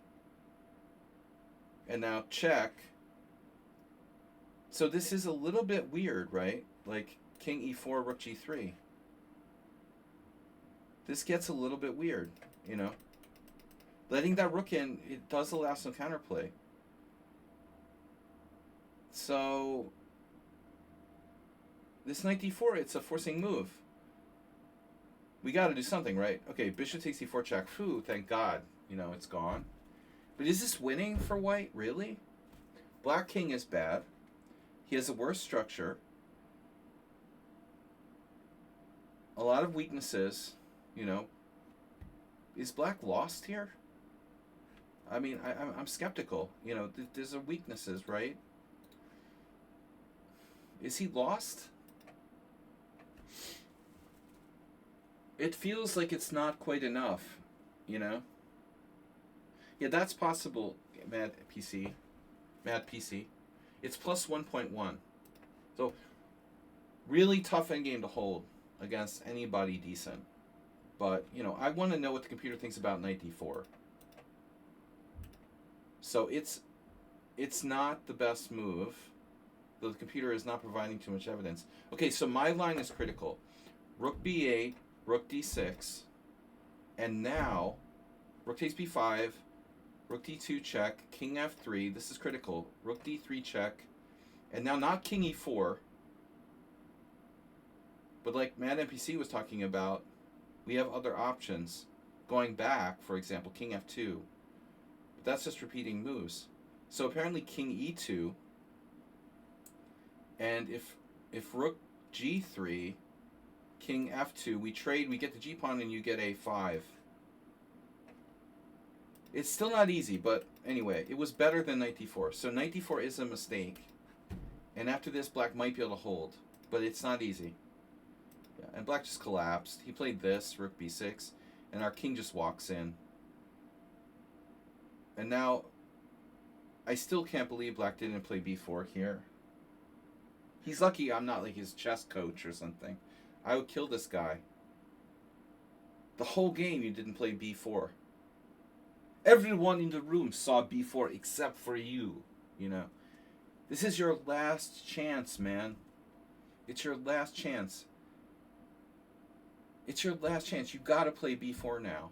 I mean, come on, bro. He's gotta do it. There's no other hope. And after this, it's over. It's too late. He's like, no, I don't want to attack I want to attack the head of the pawn chain, not the base. E6. Yeah, well, the Benoni isn't as good as the Benko. That's it. Fe6, king takes e6, king c5, it's over. Here, check, takes, whatever. Yeah. It's just everything fell apart. And then white almost managed to find a way to screw this up with the fancy rook f5. This is really not necessary, but it's actually winning. Just by a tempo. It's a race. Rook b8, rook f2, king e5, king d3, rook d8 check, king e3, rook b8, rook c2. Could have put the king on c2 too. Now we're threatening this, here, king f2. So he did this the long way. King f4 and then c4. Rook behind pass pawn, very problematic. King takes g4, c5, rook b7, c6, rook c7.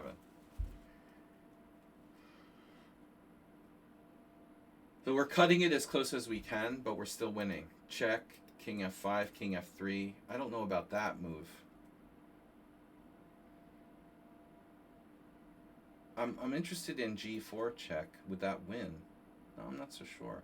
Our king needs to get over here so we can push the b pawn. King f3, h5, rook c5 check. That was actually pretty good. King f6, king e4. Now we're winning. There's no counterplay. Or too little counterplay, too late. It's too slow, and white wins. All right, good game. We've got, I'm going to skip mine because it's not enough time. I've got an hour left. I have to go. So we have 1 hour to do Nefedov.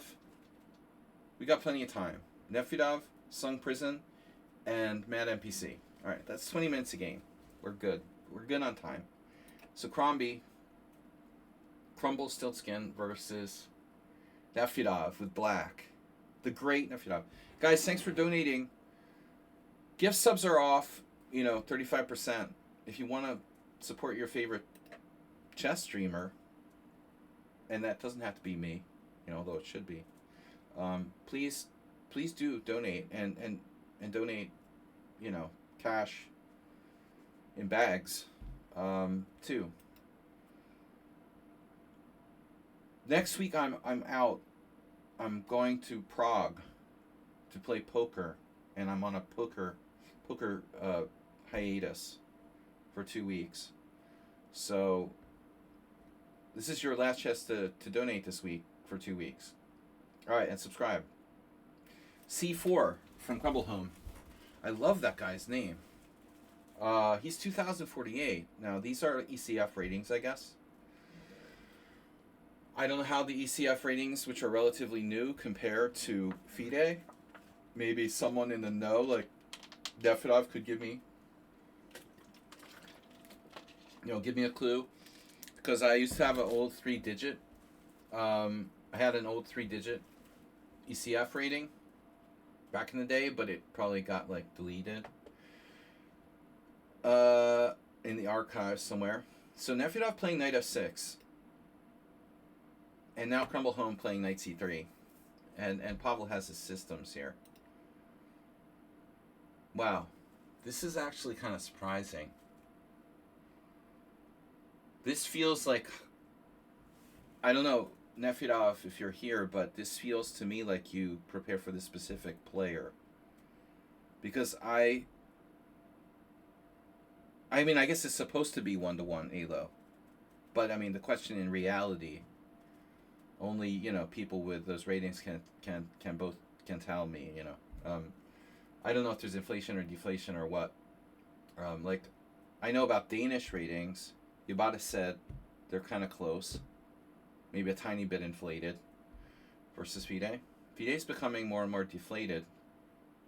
So I have the feeling you specifically pair for this player, because when you play c6 here, White can play e4, and that's sharp and taking you out of your normal repertoire. So I think if you play c6 in this position, you have to know this guy is not going to play e4. Because if he plays e4, you're going to have to go into, I don't know what that is, you know. So Pavel has some groupies. Otherwise, Nefedov you would play what here? Like,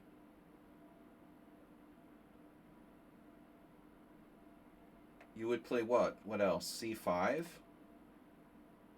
You play c5 normally, no?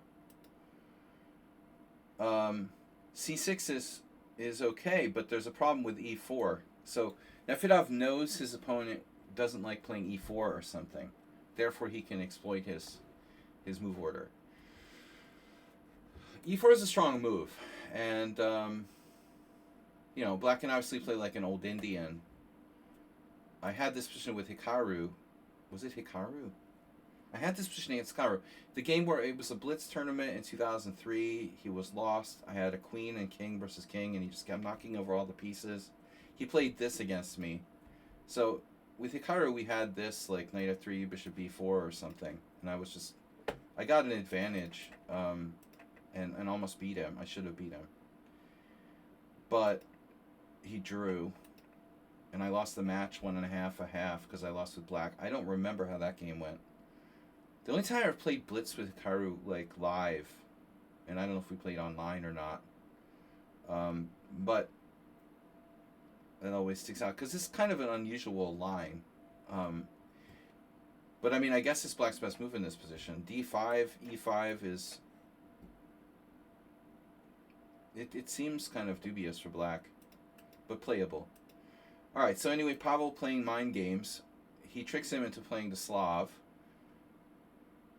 You know, by the way, I mean, actually, Pavel, why even bother? I mean, why don't you just play c6 in the first place? I mean, normally you could do that, right? What would you possibly not like e4? But this guy's not an e4 type of guy anyway. I don't know. Maybe he was hoping for something else. Like, maybe Nefedov was hoping for like g3 or something. Maybe he didn't know if he would play knight c3. But obviously you can play c6 on move 1. Okay, so knight f6, knight c3, c6, knight f3, and now it's a Slav. And now White has two choices, right? 3 choices. Take d4 or e3. Not a lot of options. So he chooses to play d4, which I think is, you know, best move.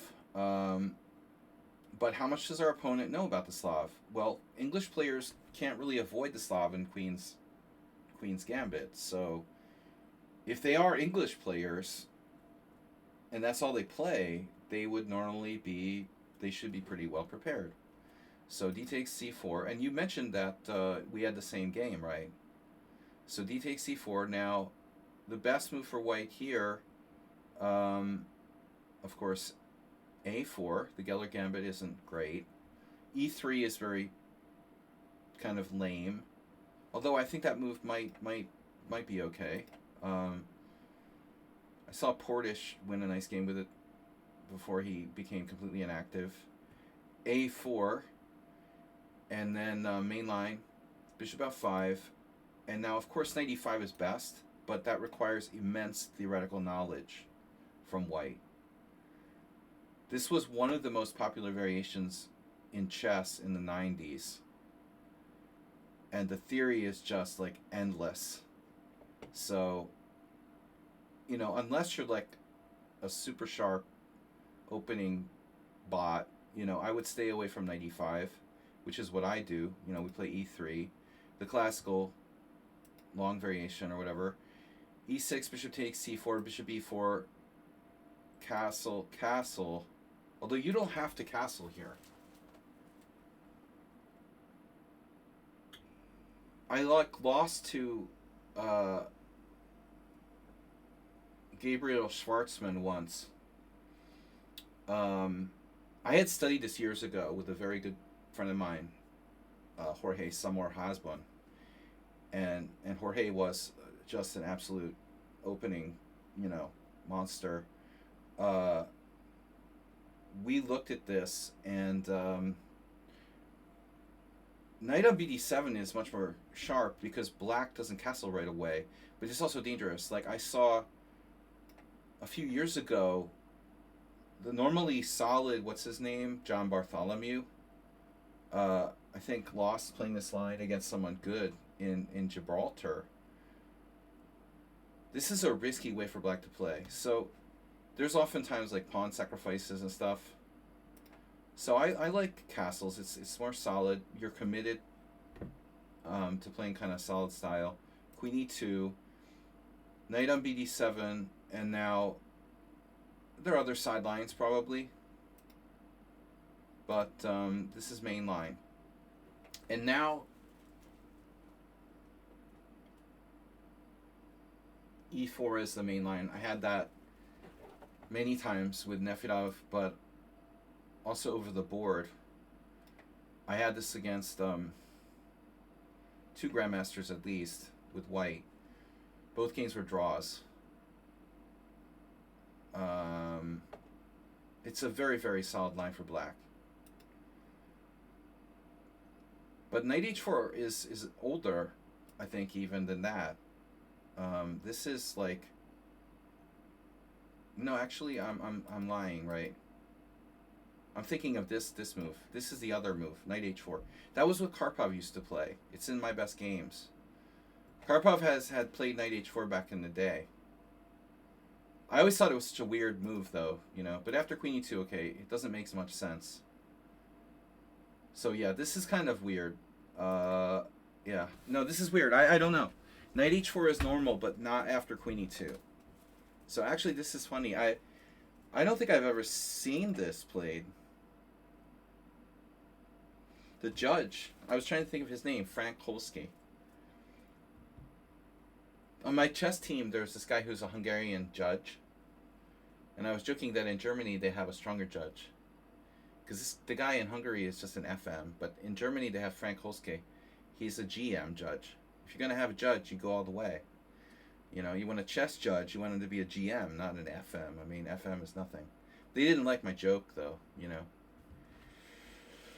So, knight h4, and queen e2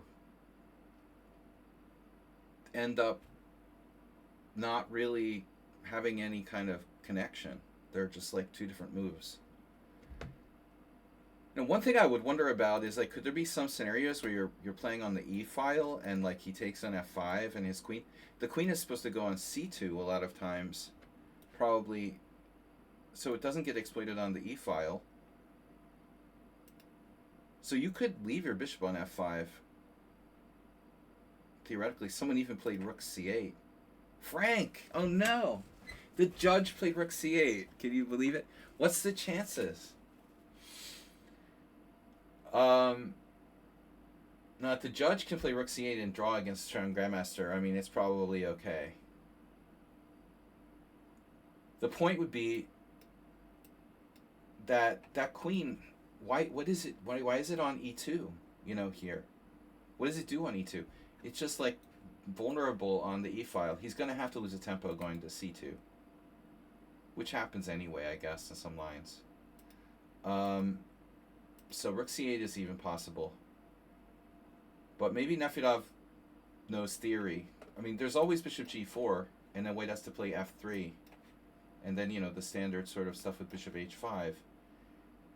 This is beyond my theoretical knowledge level of Slav here. Black has knight d5. Interesting. Just a few games. F takes g4, queen takes h4. But it looks reasonable and very solid for black. But I mean, I think the moral of the story is that Nefedov has to figure out what to do. And he has more than one option. And so even grandmasters aren't sure what to do here. Knight b6 feels wrong. I mean, who played that? That doesn't seem right, dude.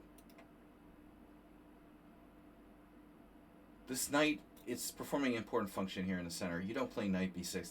That's a fish move. So bishop g6, okay. Fine. I wonder, actually if this could transpose to something. But I mean, still, I don't see how we're justifying him playing queen e2 and then having to move it again. But we transpose. Interesting. So you transpose with bishop g6. You know what, though? I mean, sometimes the knight is on e5, and then you play knight d7, and then white takes. That's what it is. That knight is coming from the wrong place. He's normally putting a knight on e5, black's going knight on bd7, then white's taking on, and you're taking with the h-pawn, and we transposed. And so this queen will come over here to look at the light squares. If you play e5, white will play queen c2, attacking g6. That's a favorite trick of mine. Yeah, rook d1 very solid. I think I had this position with Rick Delaune, another guy who tragically died. One of the only games I ever won in this variation with white in the World Open in like '98. I don't know when it was. It was a long time ago. He was an IM from Maryland. Good player, and he died very young, like in his 40s, or even younger. I don't know how old he was. Might not have even been 40. I'm not sure. Queen a5. We had the same game with Rick, I think. But I forgot. Against Rick, I don't remember what I played. I might have even played knight a2.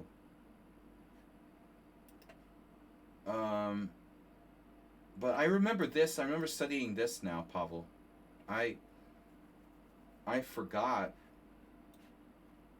when I was playing you during the simul game, because I haven't been playing this variation much at all. I had to go back into my old bag of tricks.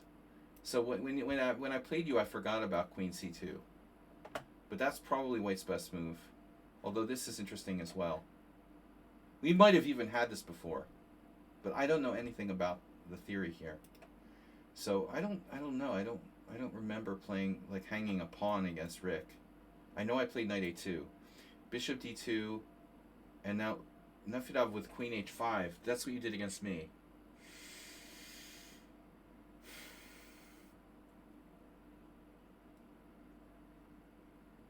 Trading queens isn't the issue. White can play f3, then you have bishop d6, but I mean...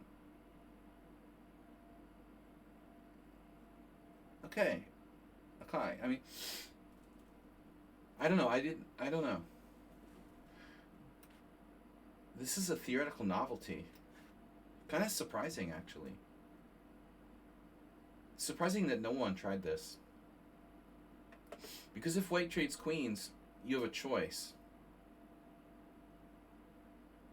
So Nefedov drew. It's probably better to take with a pawn. I agree. Undouble your pawns. But I don't think... Oh, Gorechkina had the same game as you when she was like 5 years old. Nefedov was playing like 5-year-olds. 5-year-old prodigies.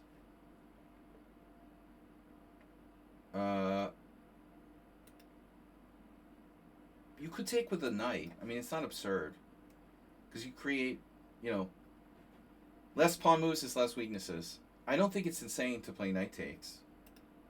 But no, I mean, this is probably better, objectively. But you know, white here is being unambitious. I mean, I was playing a simul, so I don't know. But if I was playing a long game, I would seriously consider f3. Obviously, if bishop d6, white can play g3. But this is going to be in the mix, you know. It's a very tricky position to handle for white, because white is a little overextended. I don't think queen h5 is so bad. And the computer is going to say white is better by like a tenth of a pawn or something. Well, it's more. Wow. I didn't think so. But, you know, this is important, guys, to emphasize this, really. That doesn't mean anything in over-the-board chess. The fact the computer says it's 0.7, every variation of the King's Indian is at least 0.7. When we're talking about space advantage, and it's saying plus 0.7, you got to be really good to exploit that, you know. So I wouldn't care about that too much. But it is rather unambitious for black here. So you're supposed to play for e5.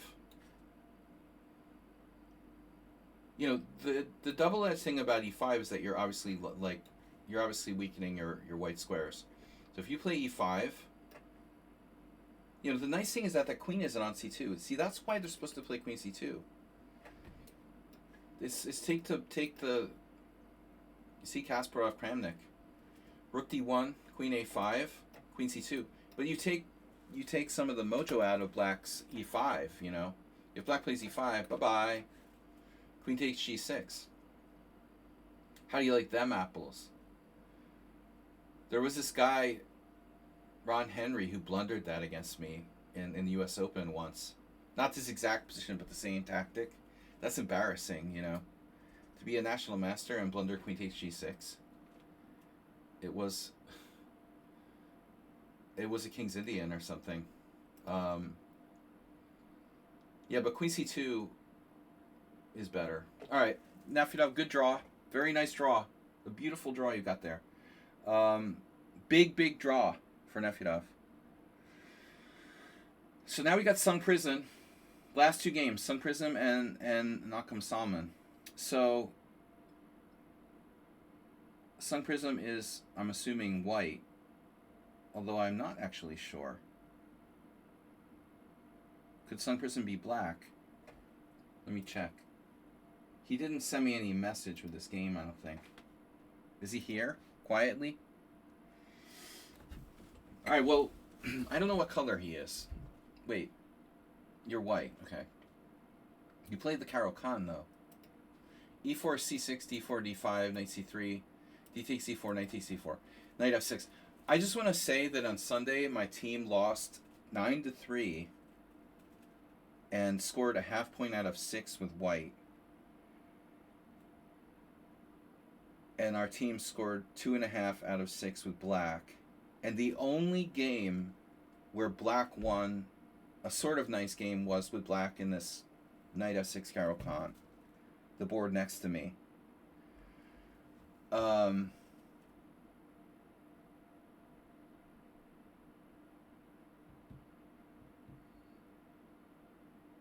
We'll see what happens in this game.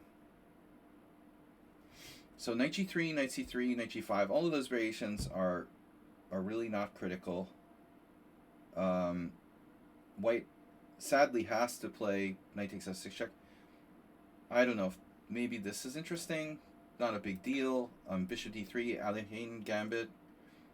You know, black needs to know what they're doing. But objectively, okay, this is critical. Now e takes and c3, bishop d6, bishop d3, castles, and now white plays queen c2. So the kid on my team, his opponent, who's an older IM, played the knight e2 here. And now I just have a question, right? The old IM played knight e2.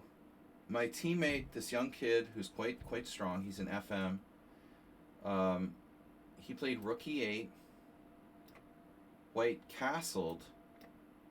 and black played knight d7, but I didn't get something about this, right? I didn't get this. Why is black playing knight d7 here? Because he's playing an old IM and he figured a draw is okay? Isn't knight d7 kind of lame? Because after knight d7, white plays bishop f4. I couldn't believe it that the kid managed to win this against an experienced player. The experienced player got in an endgame, and the kid played really well. But normally, like, black has very little winning chances here. I think this is a mistake for black to allow this, you know. The question is, how big of a mistake is it? Like, queen c7 has some problem. It looks like, theoretically. Very few games here, and white has a lot of wins. And that was played by Dreyev and Sarawan. So knight d7 is safer. It's probably in chessables. What about knight a6?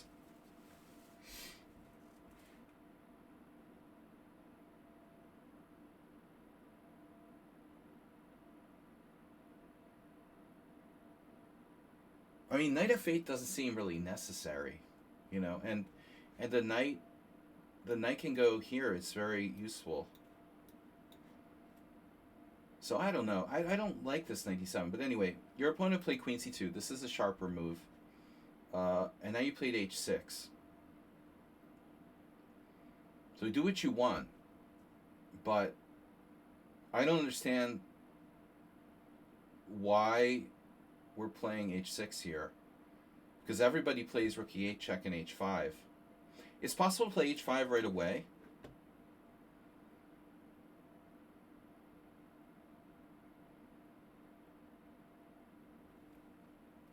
I don't know. Is it like an inaccuracy? Does it transpose? Because normally it's rook e8 check. White has the option to play bishop e3, but usually knight e2, and then h5. This variation is all the rage, and it seems like it's absolutely fine for black. Though, you know, okay, it's complicated, and with chances for both sides. So, okay, whatever. That's like mainline. That's all the rage. That's theory. That's Stockfish. Who's the world champion? Stockfish. I finally realized that today. Magnus Carlsen is not the world champion. You know, Gukash is not the world champion. Ding Liren is not world champion. The world champion is Stockfish. It just dawned on me today. And we can all consult the world champion at any time. That's cool. You know, that's why chess is getting easier. But h6, a little slow. Fine. I don't like this move, though. It's not dynamic. The problem with h6 is that it's not dynamic. You know, there was an interesting move. Nefedov had f5. Wait, it wasn't this position. It was after check. Check, sorry. Check 92, f5. Some person, did you see when we went over this? The Marshall Gambit style gambit. Played by Gukash and Yesipenko. Yeah, h6 I don't like. You need to know if you're going to play this opening, man. You're playing a trendy opening.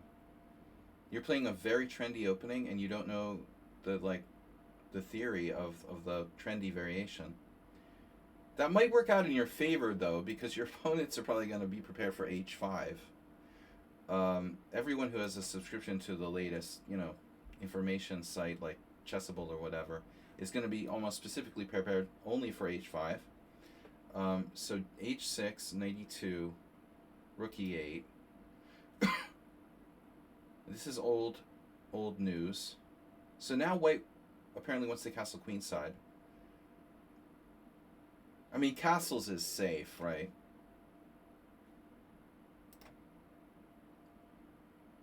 They can't play bishop f4, so bishop e3. You know, maybe this is a transpositional kind of thing. I don't know. Knight d7. And castle's queenside.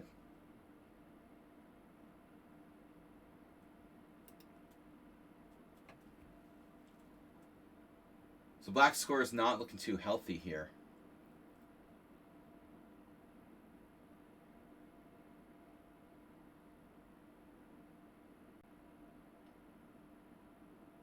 Your problem isn't losing a king and pawn game. Your problem is like coming under direct attack. Well, you have both problems to worry about. You can lose a king and pawn in game, or you can come under like a crushing direct attack. But you're white, so that's not a problem. I mean, just like I'm talking like in general. I keep thinking you're black because you play the Caro-Kann. I don't know what's wrong with me. Anyway, I like white. All right. Black plays queen a5 now, which is a horrible move. Worst move of the game. Unbelievable. All right. So queen a5 is awful. I hate that move. I don't know where to begin with it. It's awful. King b1. And, well, bro, like, what does this have to do with this? You know what I mean? Nothing. How Mate Sabenik could play this is beyond me, you know, because the guy's a pretty good player. I mean, I guess he was playing at 2100 and he just didn't take him seriously and played whatever and he beat him anyway. But for a solid Grandmaster... See, two Grandmasters played this with black and they both beat like random 2100s. But I don't understand the significance of putting your queen on a5 when you're supposed to be like doing like a pawn storm or something. Like, that's a basic Sicilian rule. You don't put your queen on a5 when you're trying to like push your pawns. Yeah, of course. The queen is misplaced, you know, here. Exactly. Maybe on c7, but not on a5. Definitely. This is very strange. Janza beat this fish. Alright, so g3.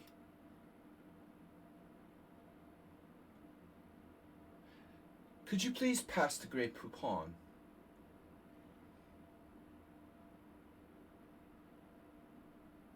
Did you ask him to pass the Grey Poupon when you played this move? You don't know that commercial. It's an old American mustard commercial.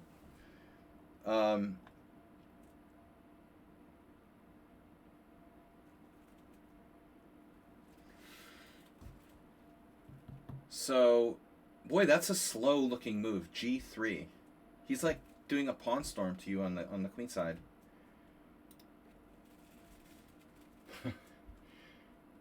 So Kavalek won with white in 1982. Janza won in 1983. One of them played g4 and one of them played bishop h7. I mean, obviously g4 is more business-like. I don't really get the point of bishop h7 check. It's funny how they're both, you know, from the same country, Czechoslovakia, and both played and won with this position in around the same year. Kavalek was already in the States. He should have already been in the States by 1982, of course. Kavalek was probably playing like an Olympiad or something for the U.S. in 1982. He could have played on the U.S. Olympic team. I don't know. It's funny, Janza was 2440 in 1983. He was like 2440 in like 2013, probably. Still alive. G3 slow. So how does G4 work? Black plays knight b6. Oh, this is beautiful, man. This is beautiful. See, that's the thing. We're hesitating because the pawn's hit, right? Janza doesn't care. He's like, oh, guess what, bro? Nice knowing you. You're a genius. You're a member of Mensa. I don't care. I'm going to kill you, you know? Black, this like obnoxious guy who's... He brags in his profile that he's a member of Mensa and shit, you know? Like, who cares? What kind of person would do that? This is beautiful. G4, and you don't need to tell people you're a genius, you know? You're not a real genius if you do that. I mean, who puts that they're a member of Mensa in their, like, chess profile? That's gross. Anyway, Yeah, no, this is brilliant. Jansa's just like, haha, nice knowing you, H4. Now that's serious. And I wonder, how Kavalek played it. So what is the point of bishop H7 check? Kind of, Kavalek doesn't care. He's probably going to do sort of the same thing, but just with his bishop on H7. But I don't really see the benefit of putting bishop on H7. What is the benefit of putting bishop on H7? Black has the extra option of like king F8 or something. Do you guys understand this move? I mean, is there a rook lift to D3 or something? That's a very odd move. So what does he do after king H8? Ah, he plays bishop B4. Yeah, it's sort of artificial though. I definitely like Jansa's play better. I mean, this is much more businesslike. It saves us the time, because I think that some people would be like, oh, rook G1, it just takes forever to open this up. Jansa, a very experienced grandmaster, he's not playing this on a whim. He's probably had this before in Blitz or whatever other games that aren't in the database. This is like 1983. He's like, I don't care, man. I dare you to take that pawn. So knight b6, h4, bye-bye. Knight d5, g5, bye-bye. Knight takes e3, f takes e3, f takes g5, nice knowing you. H takes g5, and you might as well just resign at this point. Dude. White is 2340. Black is 2340. Come on, man. This is a joke. E4. This is totally over. Alright, so G3 is too slow. Knight F8. You played in a very positional manner. Sun Prison, but you don't do this if you're castle opposite sides. I think this is dangerous. You're like playing sharply, and then you're, oh no, I want to play a quiet positional game. We're going to trade off his dark square bishop. So it's a little bit inconsistent. It's probably still okay, but as strange as it seems, I half wonder if Black should consider playing bishop e7 in all seriousness. Because, what are you going to do to me? I mean, this is a sharp position with opposite side castling. If he plays bishop e7, yeah, that's what he did. I think it's a smart move. He could trade though. It's looking kind of like torturous for Black. But maybe he's still fast enough here. Some b4? I don't know. b4 c4? What are you gonna do? b4 c4? This becomes weak. Yeah, maybe that's the best, actually. Black has to do something. Okay, what he did is interesting. Bishop e7. Now h4. But what's the point? Just to secure your bishop? I mean, it looks like we should be going for g4, but I guess we're not doing that. So at this point, I really don't know what we're doing. h4? Not sure what we're doing. Bishop e6, and now b3. And now Black realized, oh, my queen is on a stupid square. Okay, it goes here. And you're like, oh, yeah.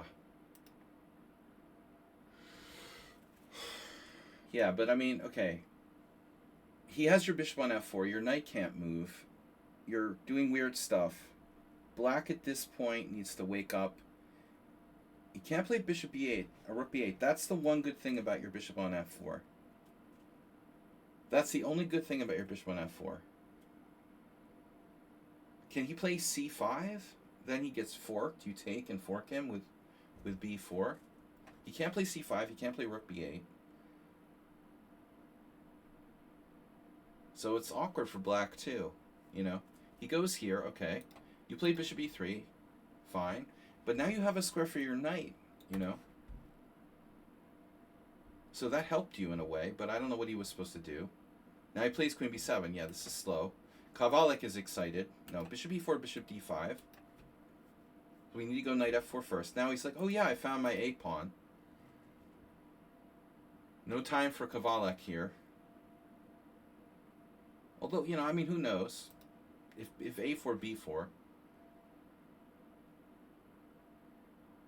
So you just took his bishop away, which is probably okay. And then he takes with the knight. And now, okay, we've simplified a little. White squares are fair game, right? But how to make progress? Now you shifted to kingside pawn storm. Of course, it's much safer now that the light square bishop's off the board. Although he has good control of g5. Your attack isn't quite as dangerous as Jansa's. It's still dangerous.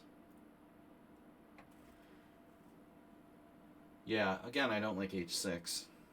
The whole thing.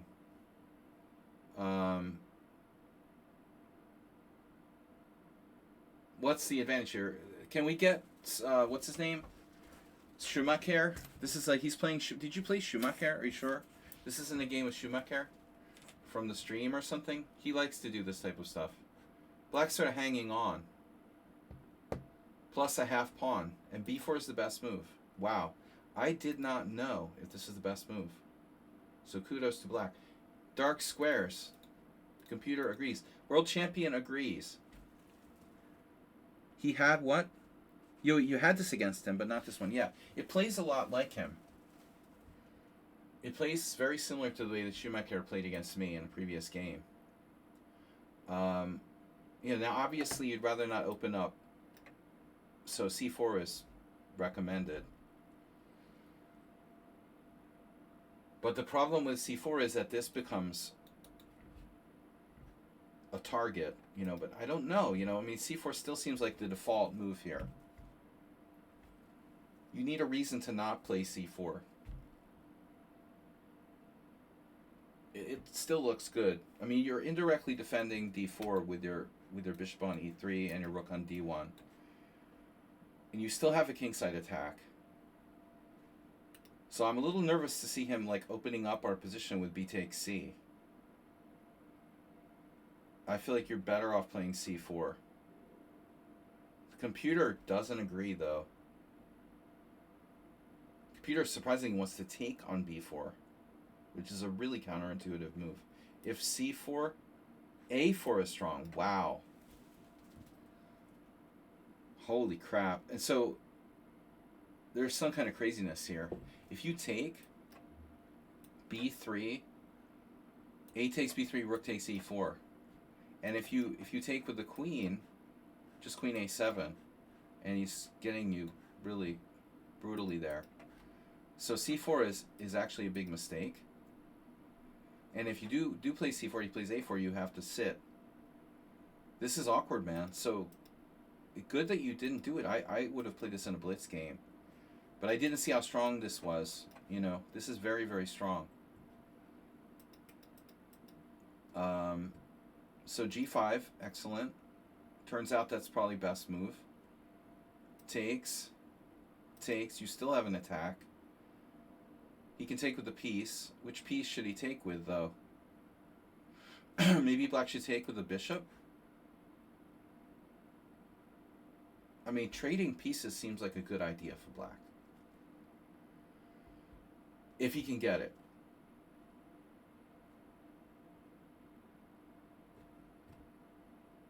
You still have play, but I would think that an exchange of pieces here would maybe ease his defensive task, to not take with the piece, to not trade pieces, I mean, Now it's like you played f4. This may be a very important moment in the game, man. Yeah, he has to take with the bishop. That's like the losing move. If he takes with the bishop, Black is better, and he's up a pawn, and it's not clear you have enough compensation. Stockfish world champion just confirmed my suspicion. my suspicion. That's a really weird move, you know? It's like, why would you not want to trade pieces facing an attack of this magnitude? Yeah, this is huge. Double question mark. And now f4. And now it's the floodgates. You know, you've got both bishops attacking here. You know, if he trades bishops, he knows he's safe on the dark squares, but now he can be attacked on both colors. You have stuff like bishop c4, mining that diagonal. Speaking of last game, now all your pieces are attacking. Oh, this is a nightmare. This is worse than the Mensa guy. Yeah, see, exactly. Oof. You're not going anywhere, Wendy. Check out the Snowcat, Wendy. Check it out. Go check it out. Where are you going? You're not getting out of here. He's trying to get the Snowcat to start up, but it won't work. Now there's got to be a lever here with like d5. f5, d5. Well, now he has a solid g5. I don't know if you're really right to do that. The important thing is that you cut off his access to the Snowcat, and he can't get out.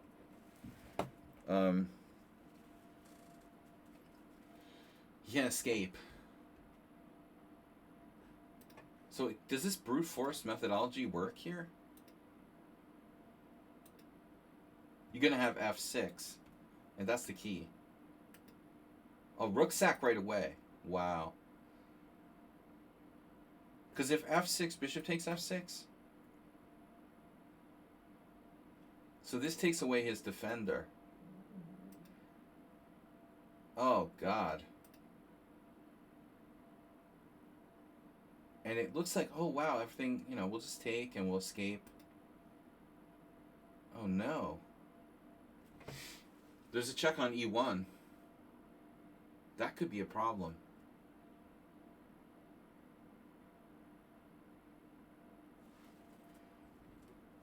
We don't like that check on e1.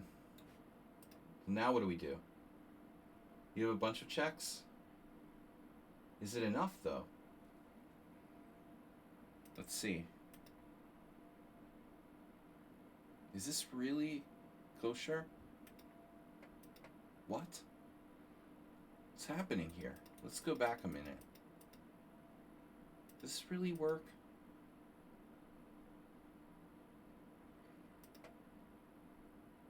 Yeah, the stupid rook e1 check.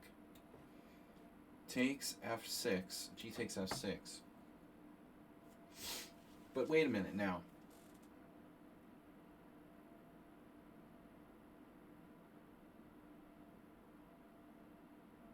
Keep feeling like you have something better. Rook h7.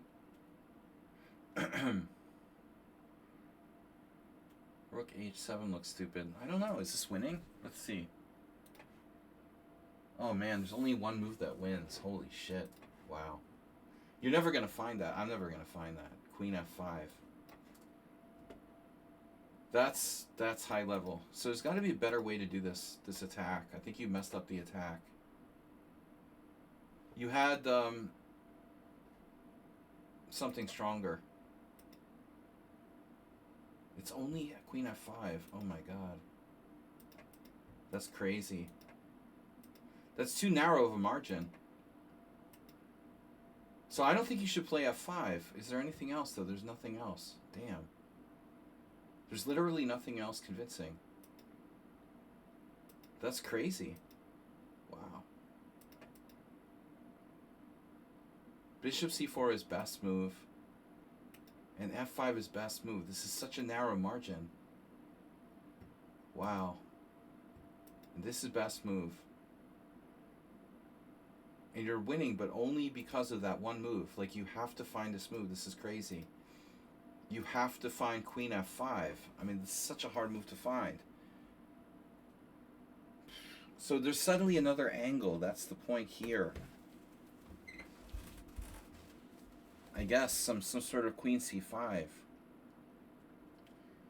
Bishop takes f7 isn't enough. Yeah, this is close, right?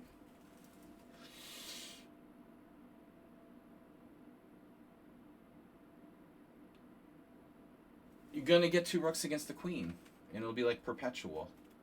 He's gonna just sack the queen for the rooks. There's nothing. Yeah, this is so hard to find that. So you played rook h8 check. Natural mistake. And now you're worse. But I mean, like in a fast line control or something, I don't know how you're going to find queen f5. It's such a hard move to find. And you can't trade pieces here. You know, at this point you pick off his pawns, you have compensation. Now, this becomes like tricky for black. So I'm not surprised you won the game. It's actually, in a practical game, like, it looks like one of Aronyan's sort of tricks in, like, World Cup play, you know. We sack the exchange, but our position's easier to play. And already white is better.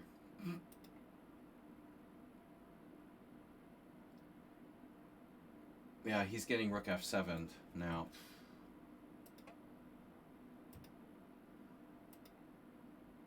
And you blundered. So what's the move? Queen g4, king c7. Queen g4, king d8. Queen g4, king d8.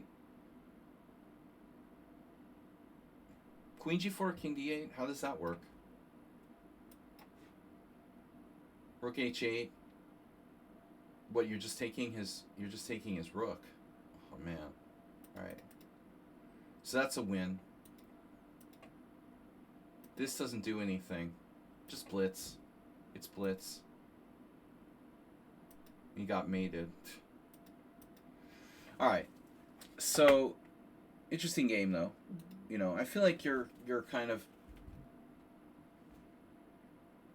play was inconsistent in that game. You know, if you're gonna castle queenside in that type of line, I think it needs to be all in, you know. It's a pawn mutual pawn storm like Sicilian.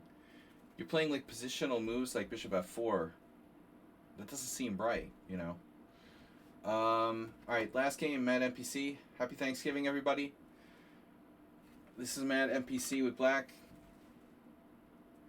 We're playing a 1900. 4e5, classical chess. Knight f3.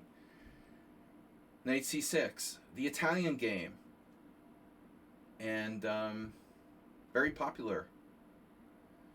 I started playing the Hungarian defense lately. Okay, Knight f6. And then, of course, I'm always afraid of Knight g5. Nefedov, your hero, would play Knight g5 now. No, I'm just kidding. Nefedov plays black. Alright, d3, bishop c5. Yeah, I would prefer to play bishop c5. You know, I prefer that. Allow the Evans Gambit. Evans Gambit is, in my opinion, not as good as or as hard to play against as this stupid fried liver thing. That's very hard to handle for black. Look at the score. 34-26. The fried liver with d5 is 34-26. It sounds like we're talking like women's measurements or something.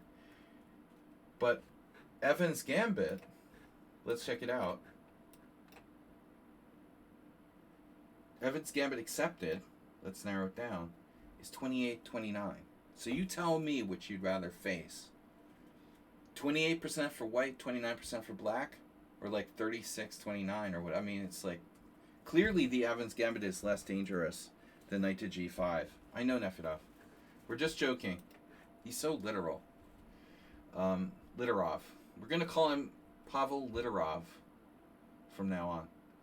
All right. Bishop c4, knight f6, d3, bishop c5, castles, and now we have a standard type position. And now h6 was played. h6 is a little slow. You know, somewhere I saw someone I don't really like talking about the bishop g5 Joko. They made a video for a chess site. And I'm thinking, like, that's a thing? Like, seriously? Gioco pianissimo with bishop g5? You think that's a thing? That's a thing? That's just lame. I realize this is like a move in some positions, but I wouldn't consider it like a real variation that's like scary or anything. So the classical move here, in my, from my perspective, is like a6. A lot of people, well, Gukash or something, who was it recently? I saw play a5. Look at the score there.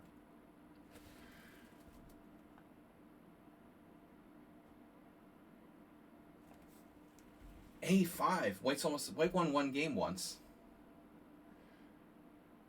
That's modern. It's a modern approach. Oh, you know what it was? It was someone in the World Cup. It was some game in the World Cup. Now, a5, bishop b5, knight a7, that kind of stuff. But anyway, I've never been a fan of h6. It's not that it's passive. It's just like, I'd rather they play bishop g5 because that's their good bishop, and I really don't mind if they want to go bishop g5 and possibly let me go g5 or trade it off, or you can even come back with bishop e7 sometimes. But anyway, whatever. This is a variation, but this is a strange move. What's up with Nightitch streaming, by the way? Skewerly rating with party of 11. Nice. Happy Thanksgiving. Thank you for the raid. Guys, check out Skewerly. He hasn't been here in a long time. Nice to see him. What's up with Nightitch becoming a streamer? Oh my god. It's so weird. Alright. So bishop e3. It's just a move, it's not dangerous or anything. So now you can do anything. I really don't like taking these bishops and opening up the f-file for the opponent. If the rook is on e1, then bishop takes e3 seems better. So if I were black here, I would prefer to play like bishop e6 or d6. This is also fine. You don't have to trade on white's terms. Having said that, it might be okay, But I think that you are creating some dangerous possibilities here for white. And that's like against classical wisdom. You didn't do it, I'm sorry. You didn't do it. Good for you. Sorry. Those guys did it. Those grandmasters. Those grandmasters don't know anything. I think they should play bishop b6. I agree. Bishop b6 or d6. Screw the grandmasters, man. They don't know what they're doing. I mean, why? Why play bishop takes e3? I don't see it here. I don't see it. And in fact, Mersian, son of creepy father, that I played years ago, actually lost with black here after bishop takes e3. So this looks good. And now white, yeah, what are you going to do to me? What are you going to do to me? Oh no, I'm so scared. Bishop e3. Why would these grandmasters play that? Bishop takes e3. I don't understand. Rook e1. Your opponent, harmless. Now you can take. I mean, it's fine. Now they're going to take with a rook. They don't have to, but they probably will. And this is absolutely equal. But fine. d6 is fine too. c3. And,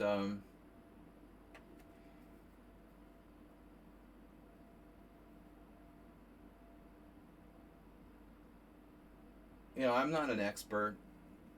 I'm just a caveman. I don't know.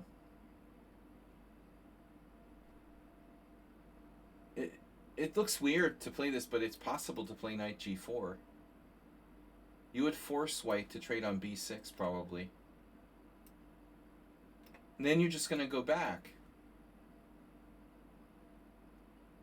I mean, that's not the most constructive move in the world for white. I think you're only a tiny bit worse. But objectively, yeah. Castles is fine. And then knight on bd2. And the position is like dead equal. Here you have for the first time some thoughts of d5. but your e pawn isn't defended enough. So rook e8 is kind of interesting. You have bishop e6, like a mirror image. So rook e8 with no knight g5, queen b3 can be met by a lot of things, including knight a5. That'd be embarrassing. Bishop takes f7, king f8, and white like loses a piece. So rook e8 looks pretty solid. Knight h5, that's a very aggressive move played by this player, who I don't know.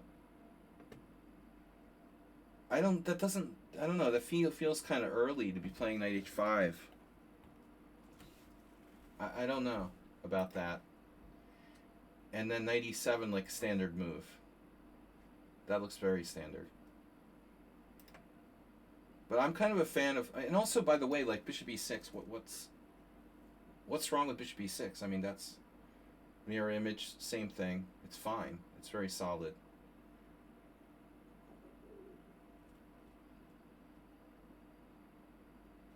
What, on knight h5, knight takes c5? I mean, that's classical stuff. Good question.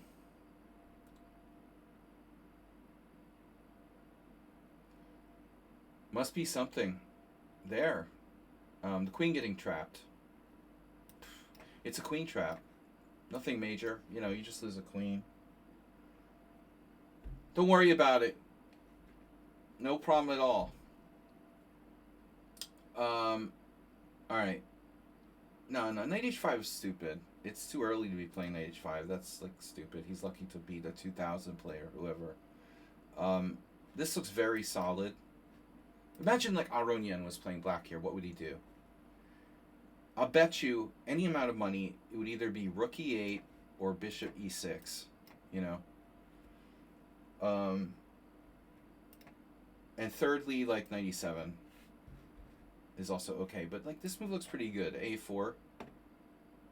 This is sensible for both sides. a4, c6, whatever, you know.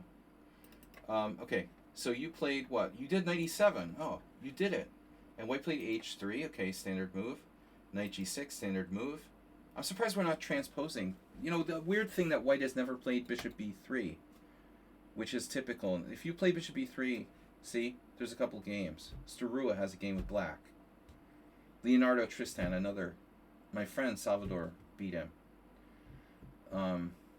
Gaiska. But,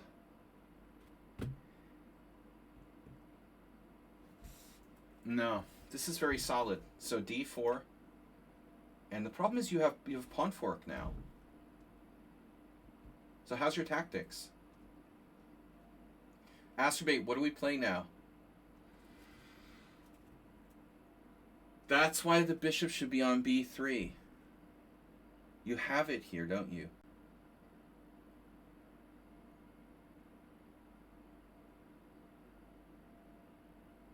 You have this move, don't you? Knight takes e4. Now, if he wants to give you his light square bishop, we're more than happy to accommodate him. Like bishop f7, rook f7, thank you. The other possibility, though, of course, is in between moves.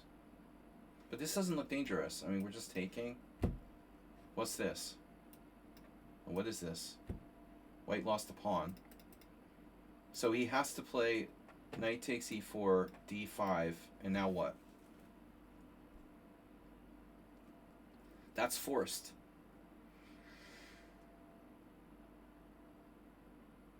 You can calculate this very easily. This much is forced. And now you have to think, okay, what happens next? What does white do now?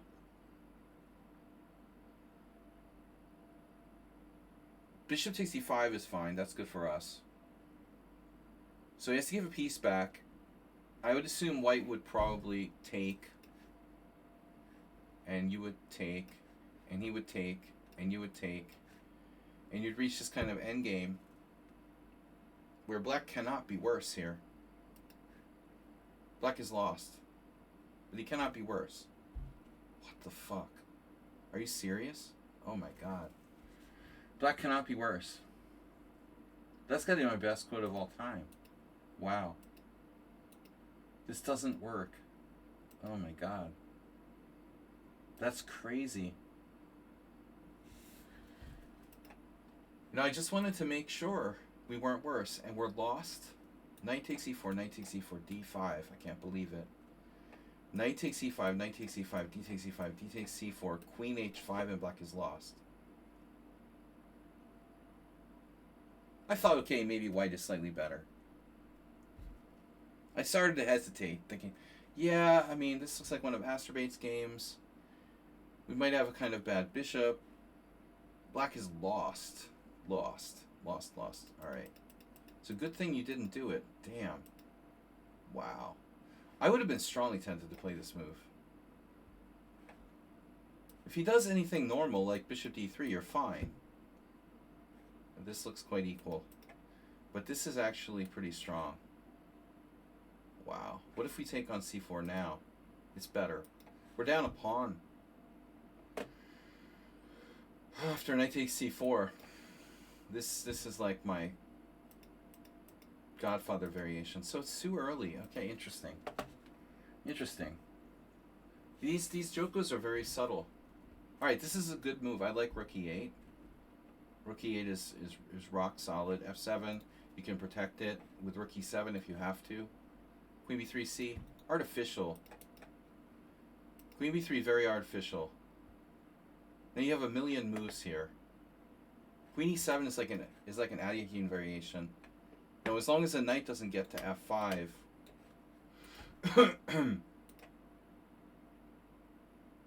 rook e7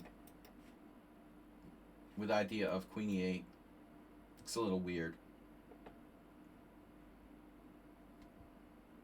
I wouldn't have thought you were lost. I thought maybe white was slightly better.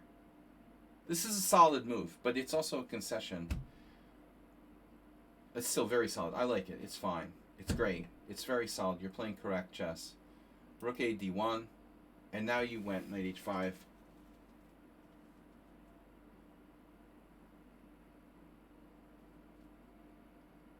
No, I don't know.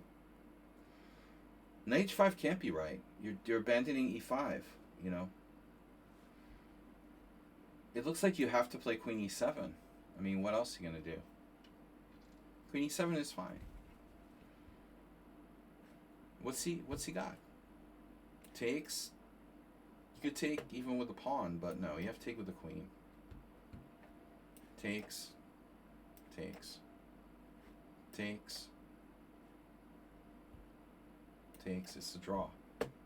This is a draw. Let's see what the computer says. Queen e7.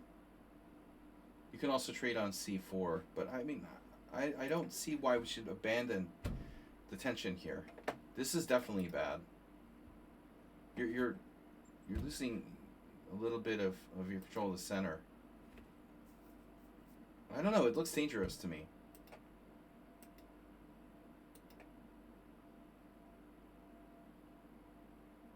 I mean, the normal plan is to take back with the pawn. The center is really important, and you know, your knight is out on h5 in a tense position. I think it was a mistake. Now you don't have a strong point anymore, so white is better. Knight takes c5, rook takes c5. White is a little bit better. Maybe it's almost nothing, but in the hands of like Magnus or some kind of strong grandmaster, it's a serious edge probably, or could be. This move, I don't know. So knight c4 doesn't work.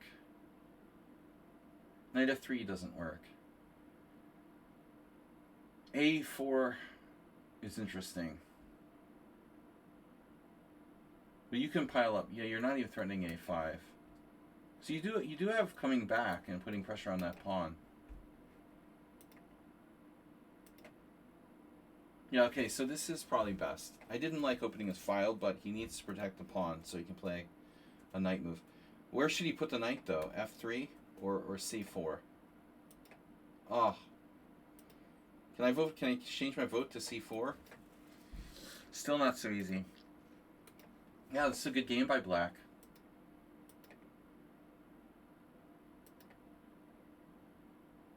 Now it looks like e5 is dangerous. You never moved your queen. Here's queen e8, you know. It looks like a good moment for queen e8, but he'll go here, and then this knight is very strong. So knight f4, okay. Dude, I didn't mean to do that. I'm sorry. Knight f4. What about e5?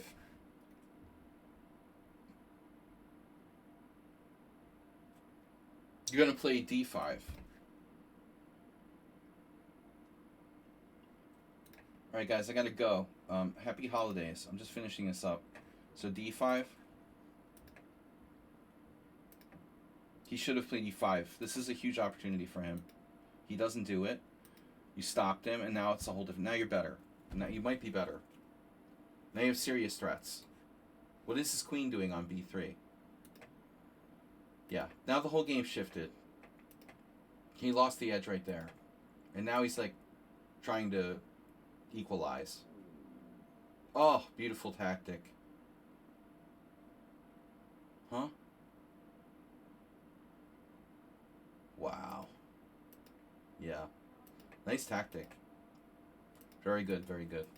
All right, guys. Happy holidays, and I've got to go. So, happy Thanksgiving. Nice job. I'll see you all tomorrow for some Blitz, and then Sunday Simul. Have a great weekend. Again, Blitz tomorrow, midday, around 12:30. I'll see you guys there. Thanks, everyone.